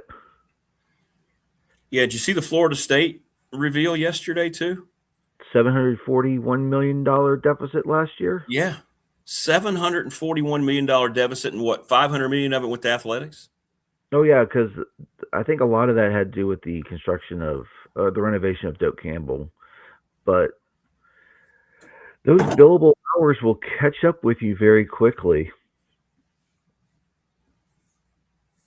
Yeah. It's they spent a lot of money on lawyers to fight a lawsuit that they eventually settled. They get everything they want, and then they suck. Well, I'm telling you, it is when you see programs like that, and now you notice that these programs are not shy about showing their numbers all of a sudden. It started with Rutgers and now Florida State. I'm sure there'll be more to follow. Hey, we've been telling you this is not sustainable, everybody. Here's what it looks like. Virginia Tech was in the black for a third straight year. Yeah, interesting. Not by a wide margin, but they've been in the black. Mm-hmm. So, I mean, yeah, they're doing more with less. Now it's going to be interesting to see if putting more money in, are they going to be able to stay in the black, or are they going to start operating at a deficit a bit? No, it'll be a deficit. I'm sure it'll be a deficit. Which is probably why I remember the question last week. Season ticket holders were asking, we were charged for 7 games and we're only getting 6. There's a reason why you're not getting your money back. They need it. Well, Franklin ran Penn State into a deficit annually, so he'll do the same thing in Blacksburg. I mean, that's a given. Yeah. That's an absolute given. So apparently Morgan did not go anywhere else. Peeps are saying they can't find him anywhere. So, yeah, well, if admissions at Virginia Tech are having an issue, that's probably a red flag for some other programs. They're like, yeah, can't really take a chance on them. Yeah, I'm with you on that. So what time are you guys all convening over there? I know it starts at 11. You get to get in a little early. They're going to we get to check your ID and frisk you at the door. What do we got going on? Yeah, you can show up at 10. But good. They said your media access can get revoked if you cut through Merriman at all. So today or for good? For good. Wait a minute. So They don't want you walking through Merriman, so you have to go in through Castle to go to the media room. Then you have to come back outside to go through the main door to get to the team room. There's no cutting through the hallway where the coaches' offices are to cut through the back way to Castle. Can't do that. Or they'll pull your access for the Yep. year. Well, it says media access. Let me give you the actual wording because this is included on the baseball's also holding a media day today. They included this as well. Let's see if I can find this real quick. Access through the Merriman Center is strictly prohibited and will result in media access revocation.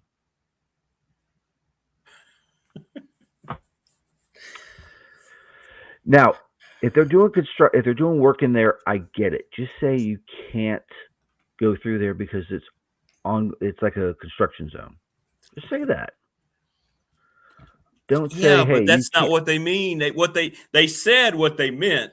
You're right. You could just say it that way and not make everybody feel threatened. And like you're a 10-year-old walking out of the fire, hey, we got a fire drill line. Don't step out of line or you're going to, that's what they've kind of made it come across as. Yeah. I don't want to risk it because I don't want to see what happens, but I have a feeling they're going to, like, some poor student reporter is not going to read through that entire email. Correct. And then say, oh, I'm going to Castle Media workroom. I'm just going to cut through here. And then all of a sudden he's getting read the riot act. And, this the Collegiate Times or someone's going to have to find someone else to cover it because they're like, nope, you don't have a credential anymore. Wow. It's bizarre. I just think it's a strange way to introduce yourself to a fan base that's so avid, a coverage area that's so avid for this program. Yeah. And to want it to be good again and to be good in the right way again, to go about this approach is, if this doesn't provide red flags for people, then nothing will. I mean, if you win, I guess it doesn't matter. Right. But even if you've drank all the Kool-Aid regarding Franklin and you're all excited as you should be because you got the coaches you wanted, you have to step back and realize that this is odd. Yeah. The way this is being handled is very odd. Yeah. Wayne's right. If they do something to the 3304 kids and Bill Roth's going to be like, excuse me? Yeah, certainly they won't mess with Roth, right? Come on. No, but his kids, like his students. And if they try to go after one of, like, myself or Andy or Teal, then there's going to be an issue. Oh, they go after Teal. Oh, my gosh.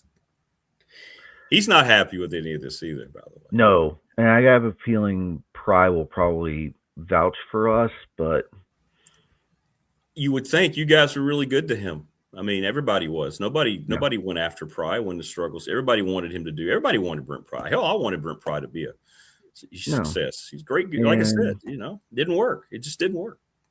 Yeah, and we weren't writing that he should be fired. No. I was writing that there's a possibility if the thing's going to get turned around. Sure.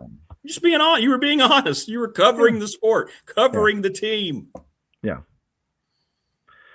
Yeah, I kind of wish this was like like the local media was treated like how Don Staley treats the local media with the South Carolina women's basketball team. Because after, like, I don't know if you've heard about this, but after NCAA tournament games where you get there's no cameras allowed in the press conference room, she'll come out and do one-on-ones with the local media. Correct. And she'll, at the press conference, remember when she got interrupted at a tournament by a national writer? And she said, no, this is my local guy. Yeah. I work with them all the time. I'll get to you in a second. Let him finish. He had, yes. See?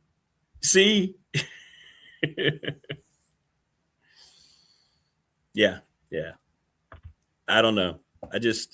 And I know I grew up in a spoiled era around Frank Beamer. And, they all know is this guy's a Hall of Fame coach. And he's the guy that built the entire thing. Yeah. And to see it turn into this, and I know it's probably more of a national thing, not just limited to Franklin, but it's, it's not the easiest thing to see transfer over to this way. Right. And now you don't trust anything that ever comes out of there that they issue on their own. Is just propaganda, because you've said it all along. All they're doing is controlling the whole thing. Yeah, I'll go back to when I covered Liberty, when Turner Gill was there, and before they started buttoning up things around there. I would show up and go talk to a coordinator, like in their office, like just pop in, say hi to people, and then I talk to the coordinator. And we wouldn't talk football; we talk about family, and you get to know them. Correct. And Gill had no problem with that, because I'm not there fishing for stories; I'm there getting to know them. And I understand things changed once they moved to FBS. They kind of buttoned things up a bit, but that relationship's helped me.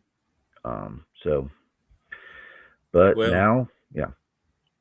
I'd have interviews scheduled with Coach Beamer because he came on my old radio show every week. And when he couldn't, he wanted to record it, right? Right.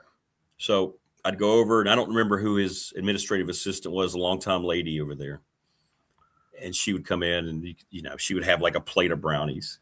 Hey, Rick, Frank just stepped out. Just go sit in his office. He knows you're on. He knows you're here. He knows you're coming. And I'd just be sitting in Coach Beamer's office with the door open. He'd come in. Hey, Rick, I'm sorry, and shake your hand. You'd sit there for 20 minutes, knock out the interview. He'd ask you about personal life, and you talk about his family. Yeah. And I know that's a bygone era, but I'm just thinking this is the best guy to do it. We're never going to have anybody have any kind of influence on this community, this environment around football or sports than Frank Beamer. Yeah. He is at the top of the totem pole forever, and that's the way he handled. But he was also there when there wasn't like this big national media circus. Yeah. Everything was local back then. ESPN hadn't taken off yet. No. So he understood the importance of relationships with local media. Yeah, Franklin better hope that he wins the way Tech fan needs him to win. Yeah. Wins will forgive a lot of this, if not all of it. I don't know what level it has to be for Tech fan. Yeah. But yeah, winning does cure all. In most cases, that is absolutely true. 100%. 100%. Yeah. Now, I don't know whether it'll cure your relationship as a local media with him. I don't know, but I don't know. We'll see. Well, I hope your day is very interesting today, my friend, in a good way. I hope so. And it's cool you're going to be at Deadman on Saturday. I hope you get to pull up at Deadman on Saturday. That's awesome. Yeah. Still trying to finalize what I'm doing, but right now that seems to be the top game because it's number 1 versus number 2 in the Big South women's standings.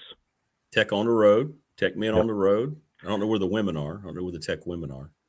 Women are at home Sunday. Oh, okay, on Sunday. That's right. So you could go there too. Yeah, got 2 days. So. And the men are at Raleigh on Saturday with that noon tip. Who you got winning the Super Bowl? What do you think? Patriots. You got the Patriots winning? Wow. Okay. Well, I think Seattle will win, but we'll see. We'll see. I'm wondering if some boneheaded goal line call happens again. That the ghost of Pete Carroll. The ghost of just give it to Marshawn Lynch.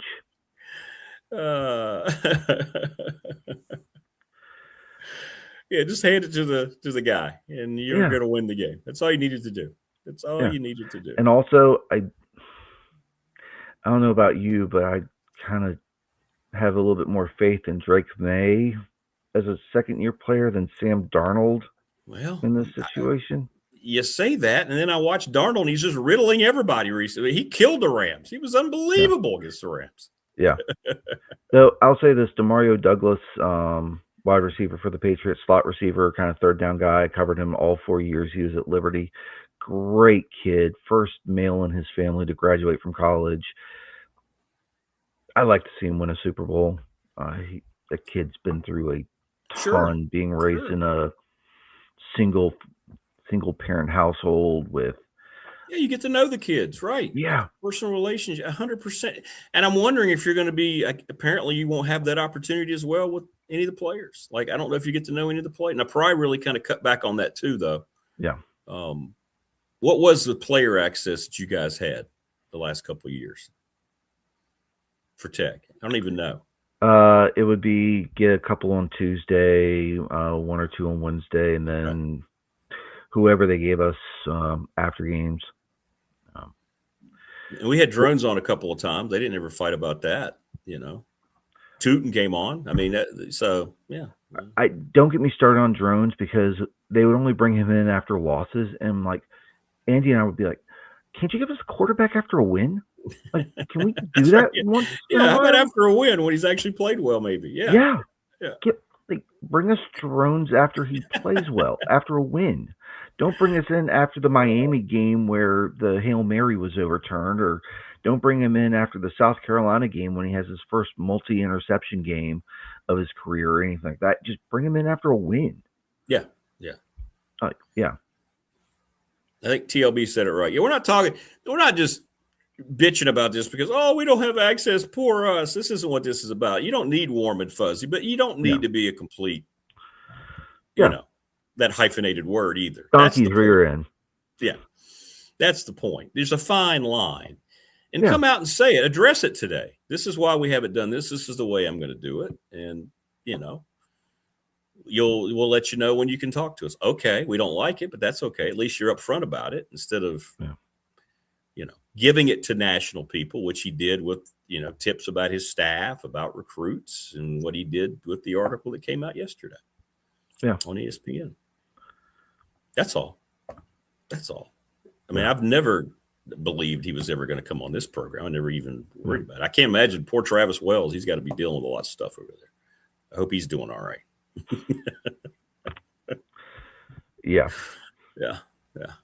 Well, let's just say I kind of have a feeling I know how he's dealing with this stuff because there's a text thread with I'm in with him and a couple others, and the reaction to us saying, "Can we get something here different?" And he comes back with that sweaty face emoji, like, yeah. It's like, yeah. Yeah, I had a brief conversation with him about all this, so I kind of know too. It's true. And Wayne says, but yet he'll say on the other side, he wants the stadium full. He wants to reach out to the fans and make sure they know that they need to fill it up. But yet I think a lot of fans can think for themselves and not just get caught up in the hype train. They need to see things for the way they are. You can still support it 100%, but it is what it is a great phrase that always seems to fit in situations like this, right? Yeah, no kidding. Right. All right, brother. Well, hang in there, man. And looking forward to it. Can't wait to see what you got out of this. And I hope you get to make it down to Dedmon on Saturday. Oh, yeah. Right now that's the case. Weather looks good. So finally above freezing. Woohoo! We made it. We're above freezing. Hopefully there's a better outcome for the men tonight against Winthrop. Yeah, I mean, it was just an unbelievable shot that Cody Cluett hit down there to win the game. 3-ball, and so Radford played them tough down there, and tonight's game's pretty even. We'll see. We'll see how it goes. All right, man. Have a great day. I hope it works out for you. Appreciate it. Thanks, Rick. All right, brother. Take care. Damien Sordelett. Good stuff from Damien. And I just know these guys personally. They're good at what they do. They don't have – there's certain writers that have an agenda that want to go after people. None of those guys are like that. All those guys are salt of the earth, and they just want to report on the program and the team. None of them. I won't. Maybe so. I keep hearing that if he wins, nobody's going to care. Somebody's going to continue to care. I mean, just shrugging your shoulders and just saying, "Hey, behave the way you want as long as we get wins." I mean, okay, there's something to that. But I think TLB said it best. You don't want to be a complete toolbox to everybody. Somebody typed earlier, I think it was Rodney, said maybe we're starting to get a view into what happened at Penn State. Maybe so.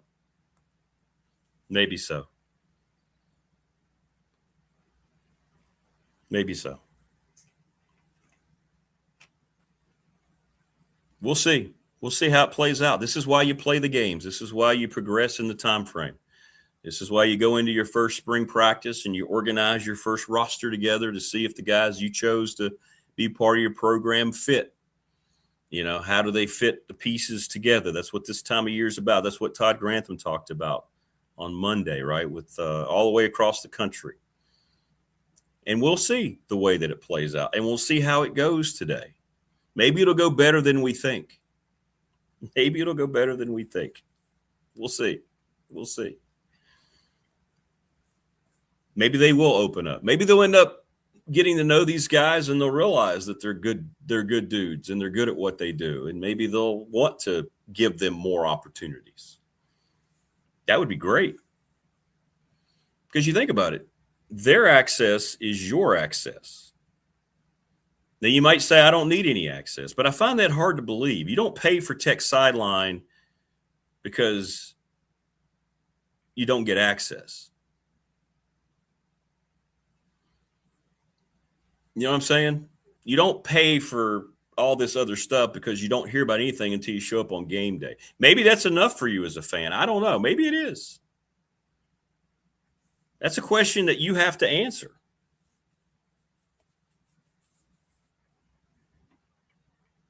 I mean, you might be okay with it. You just stay in the dark and you don't care. Here you go. James Franklin. Here you go. Take it. Go Hokies. You don't hear anything, and then you just show up on game day, and then maybe that's enough for you. And if it is, that's your choice, and there's nothing wrong with that. But I think fans today, especially with all the social media, with all the coverage, with everything else, especially when you have the salaries that are out there, with what players are making and the age of the NIL, and how your money is not nearly as much money as they're making coming to play for the program that you're supporting. Is it enough for you to sit there and just say, hey, I don't need to know anything. This is fine. If we win, I don't care. If it is, that's great. But there's a certain class that I think comes with it. Well, it's not Prometheus. That's not 100% true. They won at Michigan, and they had to fire Harbaugh because of the cheating scandal. They won a national championship, and they still never recovered from that. Right?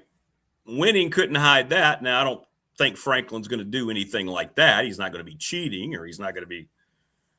But people tried to cover up for all the things that they did. There are a lot of people who thought their championship should have been taken away. I don't know where you fall on that. I mean, I would think that that falls along the lines of some of the things that the Patriots did. I want more access to BDST. We're gonna create an off. We're gonna have like a big dog pop. That's what it's gonna be called. We can talk about all these things. And T-Bill, I saw your comment about VMI. I agree 100%. That's a very troubling story people need to look into.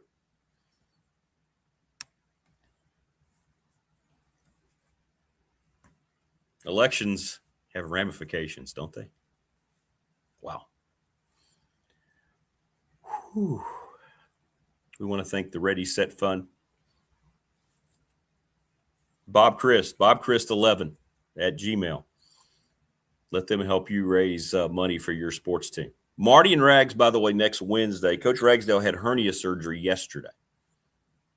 They were going to be on tomorrow, but that's not going to work. Professional Door Incorporated, Travis Williams, residential commercial garage doors, family owned and operated for 38 years. Sponsor of our text line. Thank you so much, Trav. And thanks for all the messages that we get throughout the day. It's awesome. National Bank member FDIC, the exclusive banking partner of BDST. My exclusive banking partner for 35 years. Lara Ramsey's the best. I'll see you tonight at the Radford game. The attorney Ryan Pry, he's got our BDST fan question of the week, 701 West Main Street in Radford, Trust and Estate Planning. Everybody thinks right now, not everybody, but the majority feel like the Seahawks are going to win the Super Bowl. That's our question of the week. Little River Heating and Air, 1095 Radford Street in Christiansburg, 540-553-2971. Give Charles Lee a call. I know one of our viewers was going to do that. I hope they got good pricing and good experience there. Pulaski County Sports Entertainment is the presenting sponsor of this program. Thanks so much to Jonathan Sweet and Tim Miller. IHRA has been in town, and they're accessing the track, and it's going to be a great, great time. Go to the NRV Super Bowl on Sunday. If you want to spend Super Bowl Sunday at the Super Bowl, They've got a great package, $100 for your lane, your shoes, your food, your beverages. You can sit there for 4 hours. You can bowl during the game. 382-5525. Give Terry or Amanda a call. James Lawson's Mobile Home Supply since 1997, 300 North Franklin Street in Christiansburg. Give them a call at 540-381-8011. Mark Hunley, McClellan Chiropractic. Appreciate everything Mark does. 155 Walters Drive. Christiansburg, right off of Peppers Ferry Road. And Family Fencing, sponsor of our studio here in Reiner.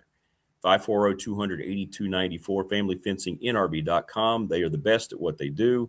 Let them come out and access your yard. And I know we have snow and stuff on the ground. Doesn't matter. They'll still come out, talk to you, give you a quote, and I'd like to hear about the things that you'd like to do about your home. So call Family Fencing. They're doing great. They're awesome. They're awesome. Awesome. Awesome. No, actually, Saban was really good with the media. I keep seeing that on here too. Now, he had his moments, but he was pretty good with the media. That's why he's in media now. He's always respected the craft of it. Yeah, and he always gave access to the Alabama folks too. Of course, you kind of had to because it's a little different environment down there. TLB says, I'm more interested in the development, success, and future of young athletes as competitors and as people than I am in a one-loss record. That's fair.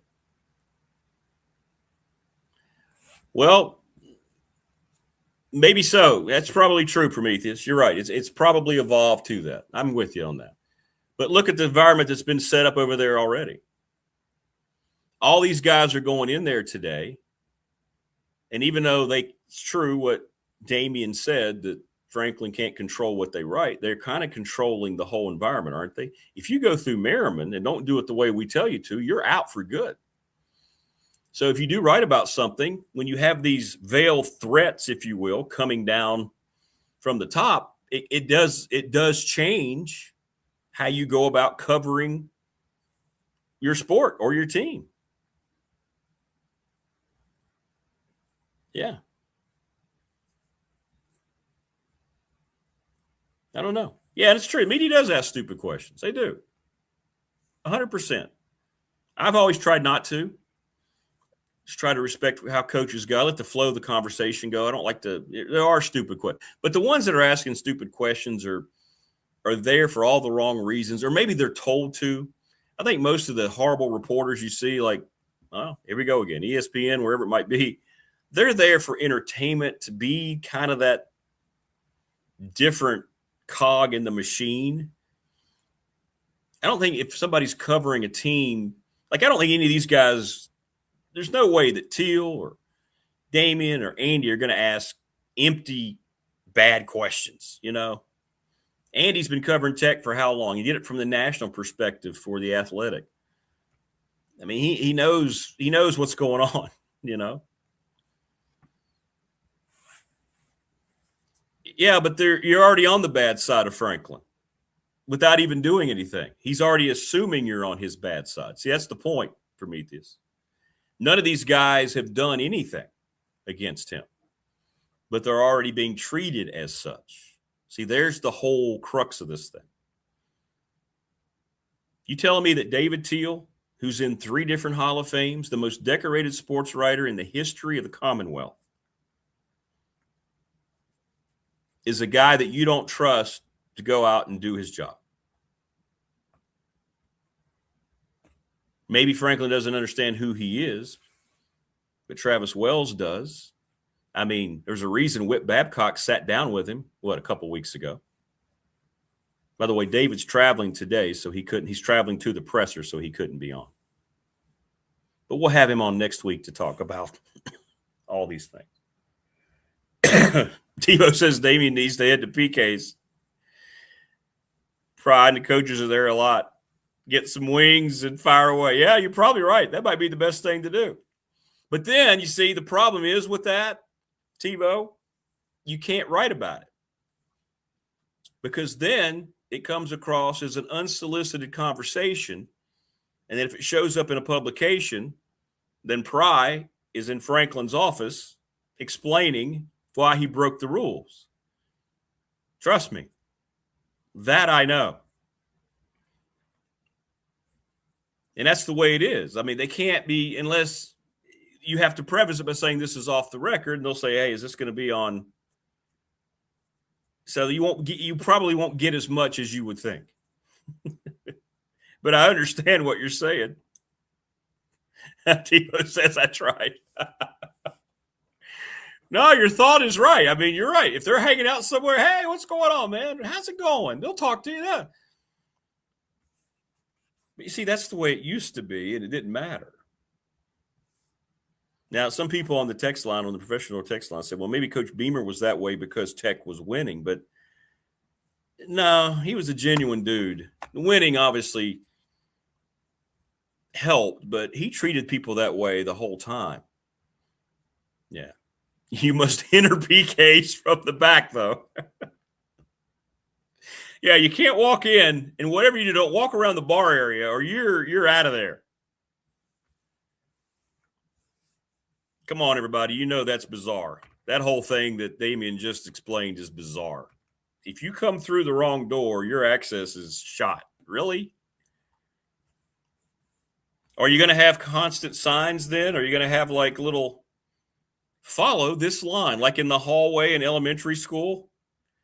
Remember the security police when you had to wear the orange? I was part of the security police. You had to wear the orange band. Do you think they're going to have those people there? You know, with the lights like the parking people have after a game. Nope, don't go in that door. Nope. Is there going to be an access denial meter above Merriman?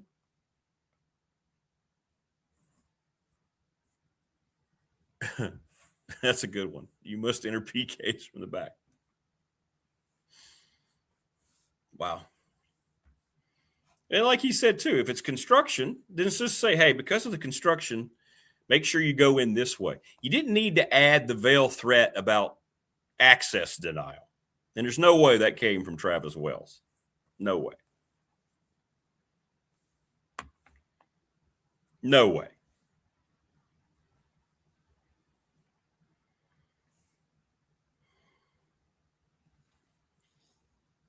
Interesting. Very interesting.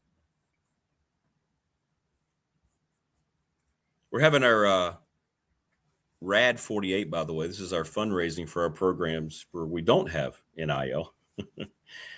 So we'll be doing that. It started yesterday. We've gotten off to a great start. We're doing it again today. I'll be doing the power hour in the weight rooms. You should check it out. We'll be sitting there watching records be broken, and I'll be interviewing student athletes and so forth. It's something I always appreciate because when you work every day in college athletics and you hear about the things we've heard today and you see what happened with Duke and the money, and now all these programs very openly showing you how much money they're losing, you really start to lose faith in the whole process, man. The whole system is crumbling away into nothing. And it's what, you folks talk about. I mean, we're not having the qualities anymore in college athletics be in any way, shape, or form handled the same way that it used to be for young people. And now it's about everything about personal gain, material gain. And when I watch our young people, and we're unique at Radford because we're in that situation, we're not going to be have a softball team or a women's soccer team or a baseball team that's going to be funneled money. We have to go about these old ways of doing it. So it's interesting, but I do appreciate the hard work that our young people put in. It's what keeps me going in every day. Our track team, our women's track team, the young ladies there, the baseball guys are really, you talk about the most down-to-earth dudes. If you come out to and you should come out to Williams Field this spring. It's a great environment for baseball. The sunset with the river, it's one of the most beautiful settings. You should come out to a Radford baseball game. You should just hang out, and guys will talk to you. You can talk to AG, Alex Guerra. By the way, we're going to, beginning next week, we're going to have Alex on every week. And we're going to follow the whole Radford baseball season, going to get to know some of those guys. They've got several major league prospects. So that'll start next week, and I think you'll enjoy that. It's going to be kind of a look inside here on the show of how a season goes. Baseball. And so we're going to have Alex do that, and it would be great. It'll be great. So we'll be doing that today. So come hang out with us and check us out online. And maybe help our teams if you feel like it. Yeah, but he won't do that, Prometheus. Franken would never do a show with fans. Now, he's going to have to do the radio show, I'm guessing. I have not heard how that's going to be formatted. Tech Talk Live has been part of every coach's contract, so I'm guessing that'll be the one thing that he'll do every week once the season gets near. We'll find out from Burnup and Roth. I don't know. But I would guess that would have to be something he'll do. I can't imagine that would be waived. Playfly is the marketing partner over there. I can't imagine that they weren't in on that part of the contract because that's a big thing for them. I mean, you've got to have the head football coach on that show. It's never not been done. So maybe that'll be the one thing that you're talking about, Prometheus, right there. And if you can't sit down with Roth and Burnup and have a conversation, then I don't know. Merriman roped off like a 1970s New York City disco club. Oh, Wayne's packing heat this morning. With you officially having to qualify. What do you think? Maybe was that like in the disco clubs? Did you have to like do the hustle a certain way with the big vampire collars hanging over your shirt? Like what would force you to qualify? That's funny. Did you have to know the words to certain, like Ring My Bell?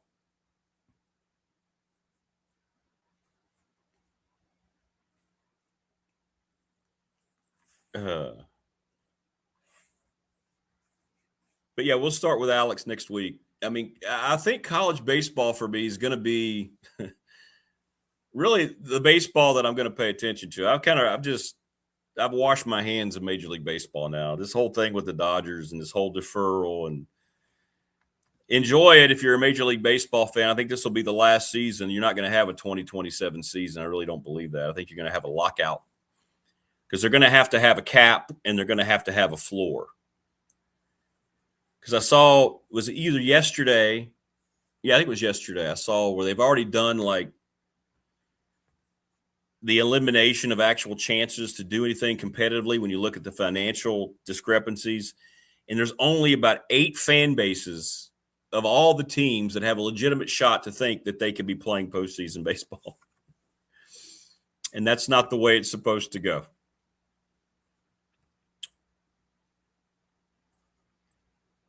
Morris says, or at Tootsie Strip Club after a Miami Dolphins game. Your flyness qualifies you. That's funny.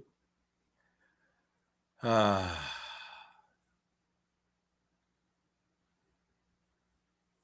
very cool, Ron. You got to talk to Troy Wells. Yeah, Travis's dad. Yeah. Travis is a great Highlander. That's cool. That's cool. That's very, very cool.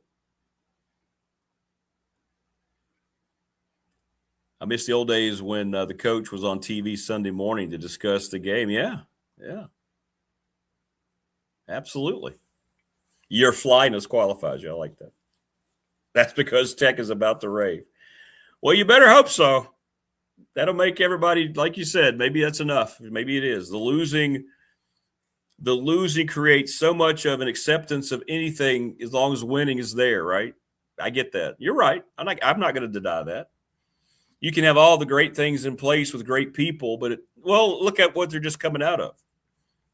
Now, I think this has been exaggerated with Franklin in terms of like he doesn't need to be like this, but he chooses to be. But with Pry, you had access. He was a great guy. Maybe it's not a great example because it was his first head coaching job. Now, Fuente did not give you access, especially after he had the really good first year and pretty solid second year. But then when it started going badly, he cut it off immediately for good. And then, of course, we don't need to talk about how great Coach Beamer and his staff always were with access. But I get what you're saying. I do. I'm not unsympathetic to it. You're tired of losing. You're tired of losing. And you don't care if winning comes with, a coach that respects where he is as long as you win. I get it. I understand that. But I just think you have a responsibility to the community, don't you? I mean, you're making whatever he's making, $8 million, and plus he's got whatever else coming in. He's got more money he's ever going to need. He doesn't need any more money. None of them do. And you're coming to a place that Virginia Tech football is holy ground, man. It is the program that controls the engine to everything. And you have to come in with a lot of respect. And I'll tell you where it comes to me. This reminds me now, it's a different caliber of success as a coach. All right, Franklin won at Vanderbilt. He was winning at Penn State. They fired him. Maybe we're starting to see some of the reasons why. I don't know. But this reminds me a lot of when Justin Fuente came and he had no respect for anything here. You lived through it. You know I'm not exaggerating it. I had just started the show back. He'd been here a little while. He didn't care about the community. He didn't care about recruiting. He had terrible relationships with the high schools. Never went to Warwick High School. That's been well documented by Dwight. How many times? From Texas to Blacksburg. Started this whole trying to raise money to go out and guys who never worked out. Got rid of people in the building. Cut off media access. Never once tried to be part of the community, or at least that's the way it came across, of the community in which he was taking over, following the legend, the guy to follow the legend. Now you have a guy a couple coaches later coming in who's had success, who you think of in a certain way because of his record. And at least from a media perspective, hopefully it won't come across that way to fans. I think from Fuente, it really came across to fans. I heard from a lot of fans, and I think you felt pretty isolated. He didn't do a whole lot for the fans. He did do the coaches show because he had to.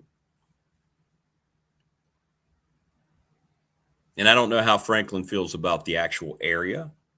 Who knows? We haven't heard anything from him. We don't really know what he thinks about anything other than what he's dictating from information standpoint. Maybe today there's some insight provided.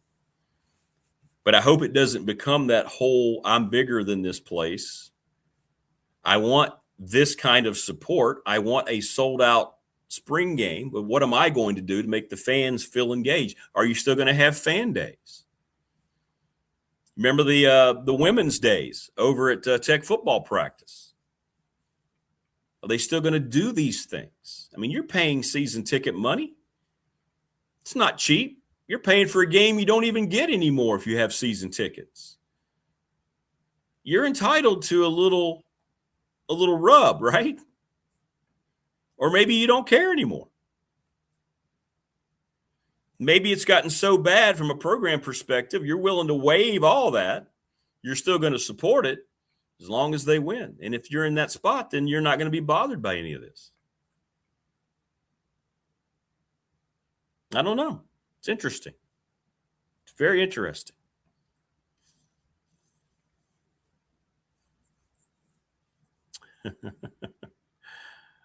Rebo says, I got a grade 1 pectoral straight pushing my car in the ice.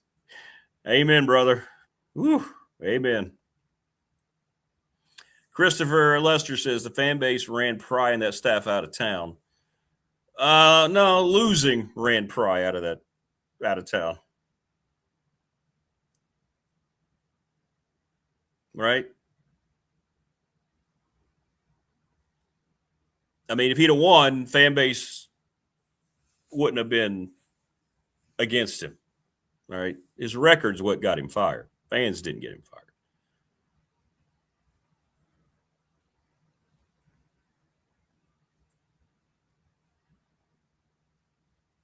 Yeah, well, I haven't heard that about Frank. We don't know. I don't know. I mean, he's been married a long time, so I guess that would say he's a good family guy. I don't know. We'll see.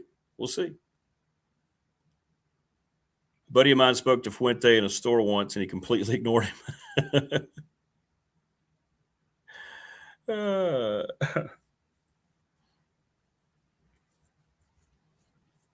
I don't know any Tech people that want to see Franklin lose.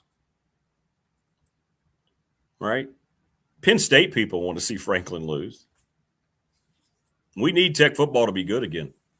There's no question. Roddy says Fuente was like Matt Doherty at Carolina. He got rid of everybody, and it bit him. Yeah. That's a good comparison. Doherty wasn't well liked at all, was he? Morris says that his sister, when Franklin moves in the hood, will get him twisted and get some news. Wayne says, I support Frank if he wins, but also shows respect for school and fans. He started smartly by respecting the core, but I am wait and see mode. Well, you kind of have to respect the core.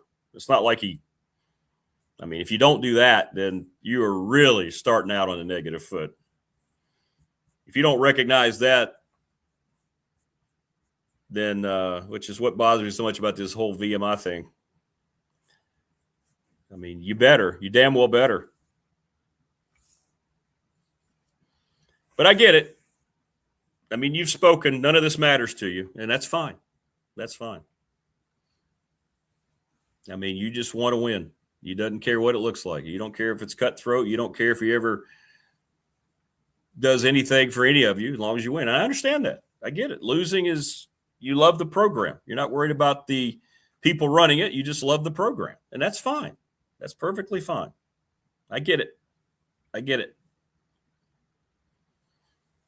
I think every coach has respected the cadets. Yeah, I think he made comments about it. Yeah, he did. Absolutely.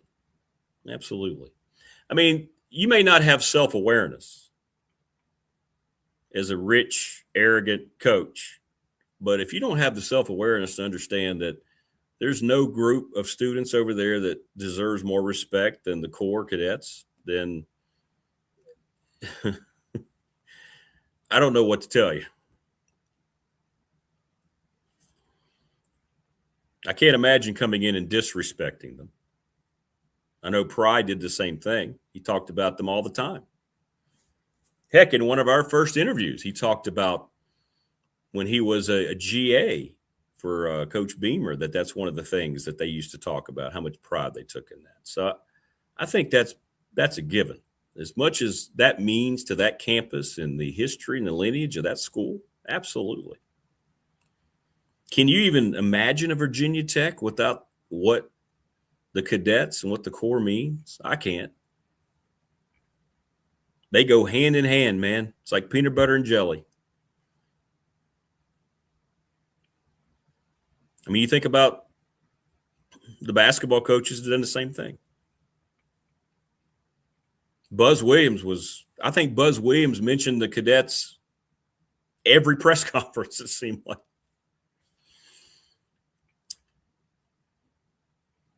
But hey, I get it. You just want to win. So we'll see if he wins now. But what will winning look like to you? That's the question. Like, how quickly does it have to turn into an ACC contention?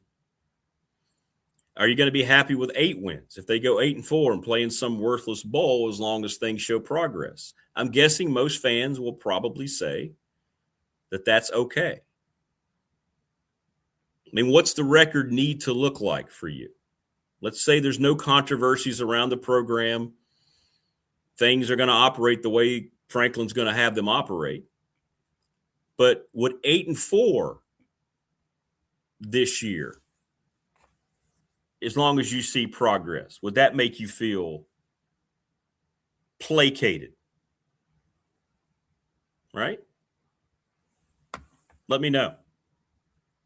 I mean, I don't know the answer. It's up to you. It's up because you're making personal choices as fans. I mean, I don't know. Is it 9 wins? 9-3 do it for you? Not quite in the ACC title game. I mean, how many wins does it take for you to say this was right? See, we told you. Now, then the next year we're going to be right back into it. And in the ACC, clearly that's something that can happen pretty quickly because we just saw it. We just saw it with Virginia in basically 1 year. Maybe Tech can do it in 1 year like Virginia. I don't know. Duke won the title game. I mean, the league is pretty wide open.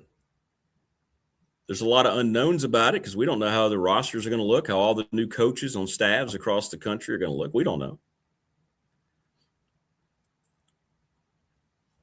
But how many wins? Tell me, chat. I mean, I don't know. What are you looking for? People keep asking, what's my record prediction? I'm not doing that yet because I want to wait and see how these other teams look. I want to see what we get out of spring. I want to hear about health. How many more guys go in the portal after spring?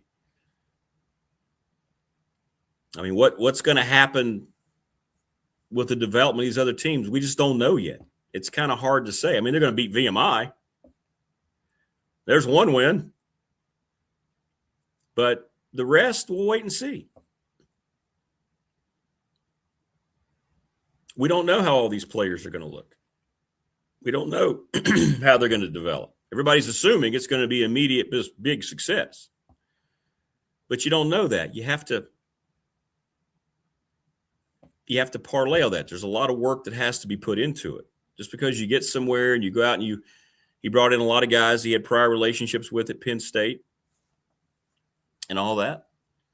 I don't know. You tell me. You tell me. But let me know what you think. I'm not sure chat is working. Chat is, have you guys tried to chat? Let me test this thing. I saw a blip a minute ago here. Let's see. There we go. Test did work. I think we're okay. Yeah, I think we're okay.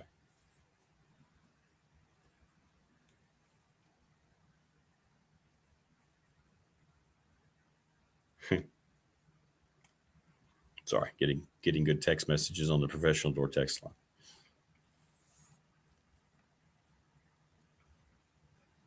Yeah, chat has delay. Yeah, chat's been weird. Yeah, I noticed that too.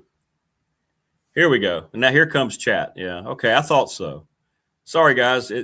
It's something with the thing today. I'll send them another note. It won't matter. Yeah, I've got like all these chats now. I thought so. So my apologies. Maybe the test had to do it. I don't know. So I'm sorry. I'm sorry. Yeah, when your VT class ring on the side mentioned the 8 stars for Medal of Honor, you better respect it. Yeah. Yeah, Buzz did have a lot of respect for the flag, the cord, the whole thing. He did. That was the one thing he was very adamant about. Prometheus says, I think fans all want to win first. We also want him to talk respectfully. Correct, which is what I'm talking about. I personally don't care about the access for me because the questions are softball anyways. Just be respectful. What's wrong with 8 wins year one? Yeah, exactly. That's what I'm saying. Is 8 wins enough? That's fine. 8-4? That's why I'm asking the question, Chris. I wasn't telling you 8 wins isn't enough. That's why I'm asking. I don't know. You tell me. I'll give him 3 years to get to 9 or 10 wins. Bowl in year one and build upwards from that. That's fair. Brian says 8 wins would be okay this year, but there better be at least 9 in the next.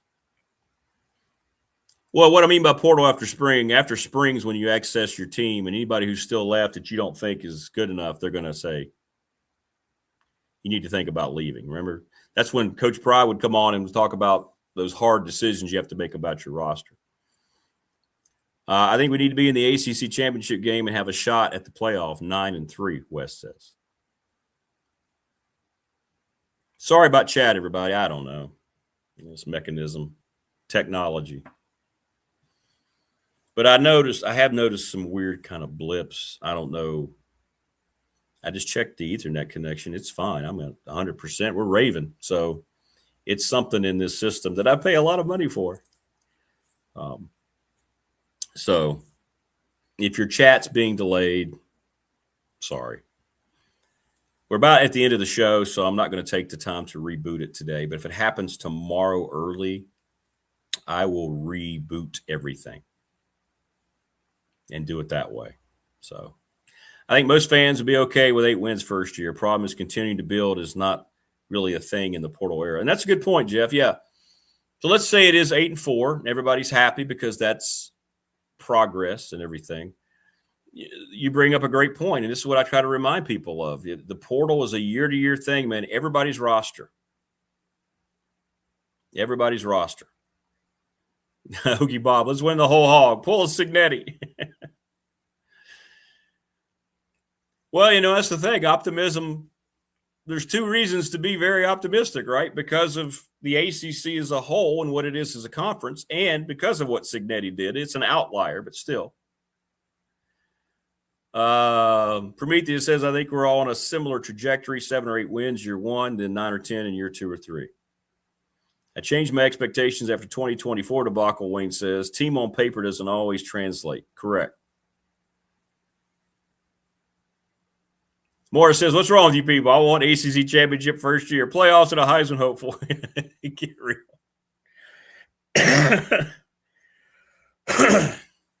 Chris says 8-4 in the regular season, win the bowl. Morris says my money's hard to come by. I didn't bring it down. I'll do it tomorrow. Oh yeah, the Georgia Tech fan. You don't always get what you want. Yeah, that's true. Life finds a way. Sorry, that's my very bad Jeff Goldblum impression from Jurassic Park. Life finds a way. That wasn't terrible.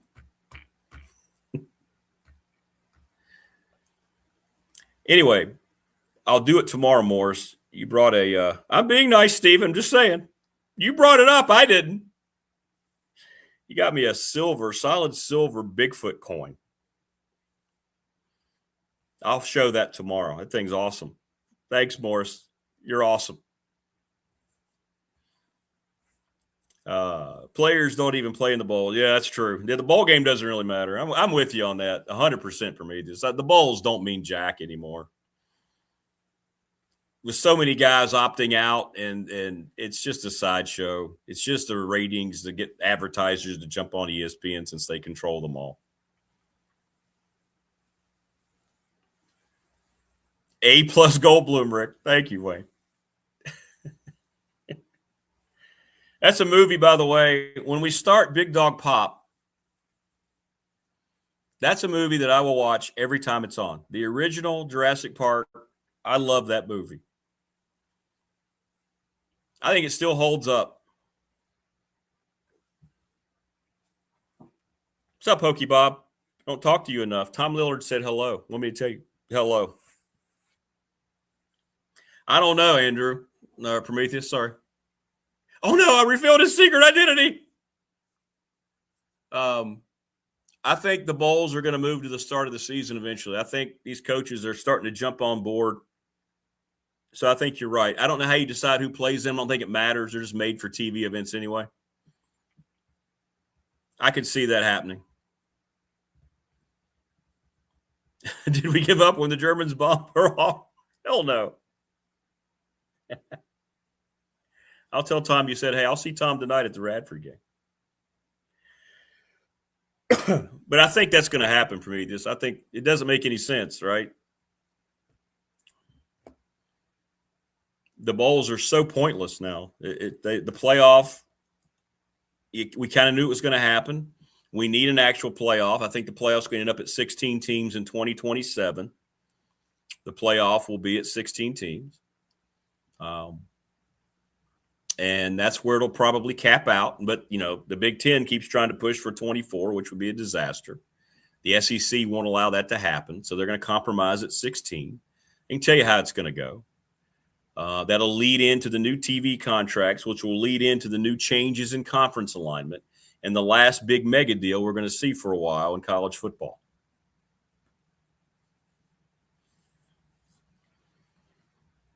And the SEC and the Big Ten are controlling the timeline for everybody else, just so you know. They're controlling it all. Hokey Bob, we were told you could sing. Yes, good question, Prometheus, because Prometheus apparently can jam. Or no, it's TLB that can jam. TLB is a guitarist.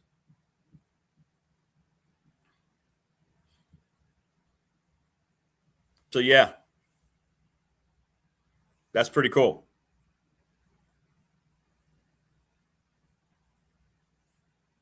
That's pretty cool. Please subscribe, like, and share the channel wherever you might be. Give us your support. We'd love to hear from you.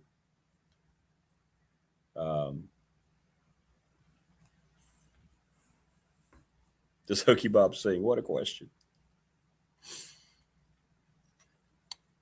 Thanks to all of our sponsors again.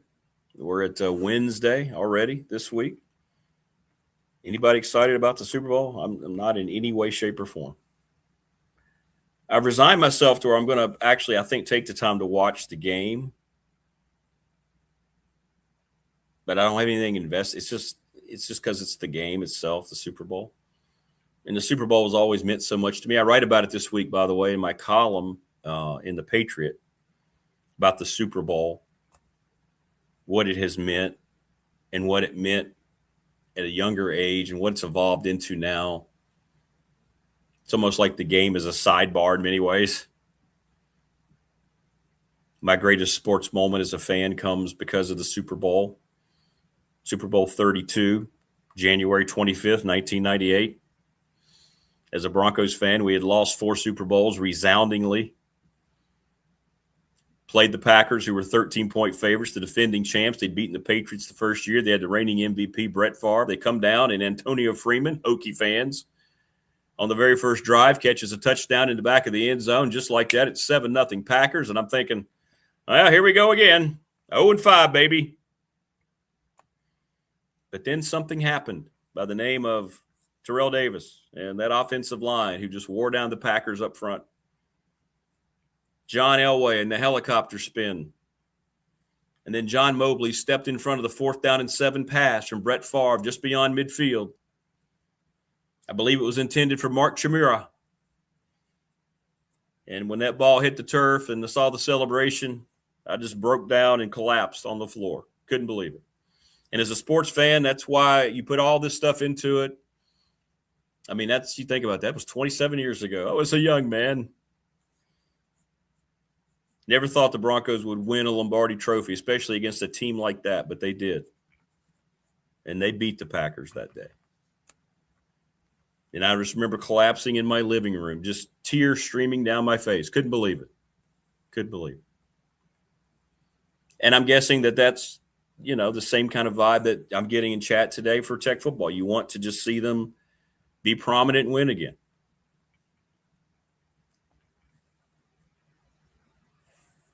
We should have Hokey Bob open each morning with the national anthem. We could put TLB, Bob on, let them join in, and when we start, have them just do the anthem every day. Why not? I could put a flag up on the screen. All right, everybody, great stuff today. Thanks for the conversation. Thanks to Ron Shelburne and Kion Brown. What a way to get started today, man, right? Right off the bat. What a great story from Ron. What a great first hour. You go back and watch, man, you're going to love it. KB was awesome as always, and so was Damien Sordelett. And thanks to you. Marty and Rags next week, next Wednesday. Coach, hope you feel better. He's having hernia surgery or had it yesterday, so I hope he starts to feel better. Thanks to all of you so much for your support. Always great to visit with you. Thanks to our sponsors. We'll see you tomorrow on the Thursday edition, everybody.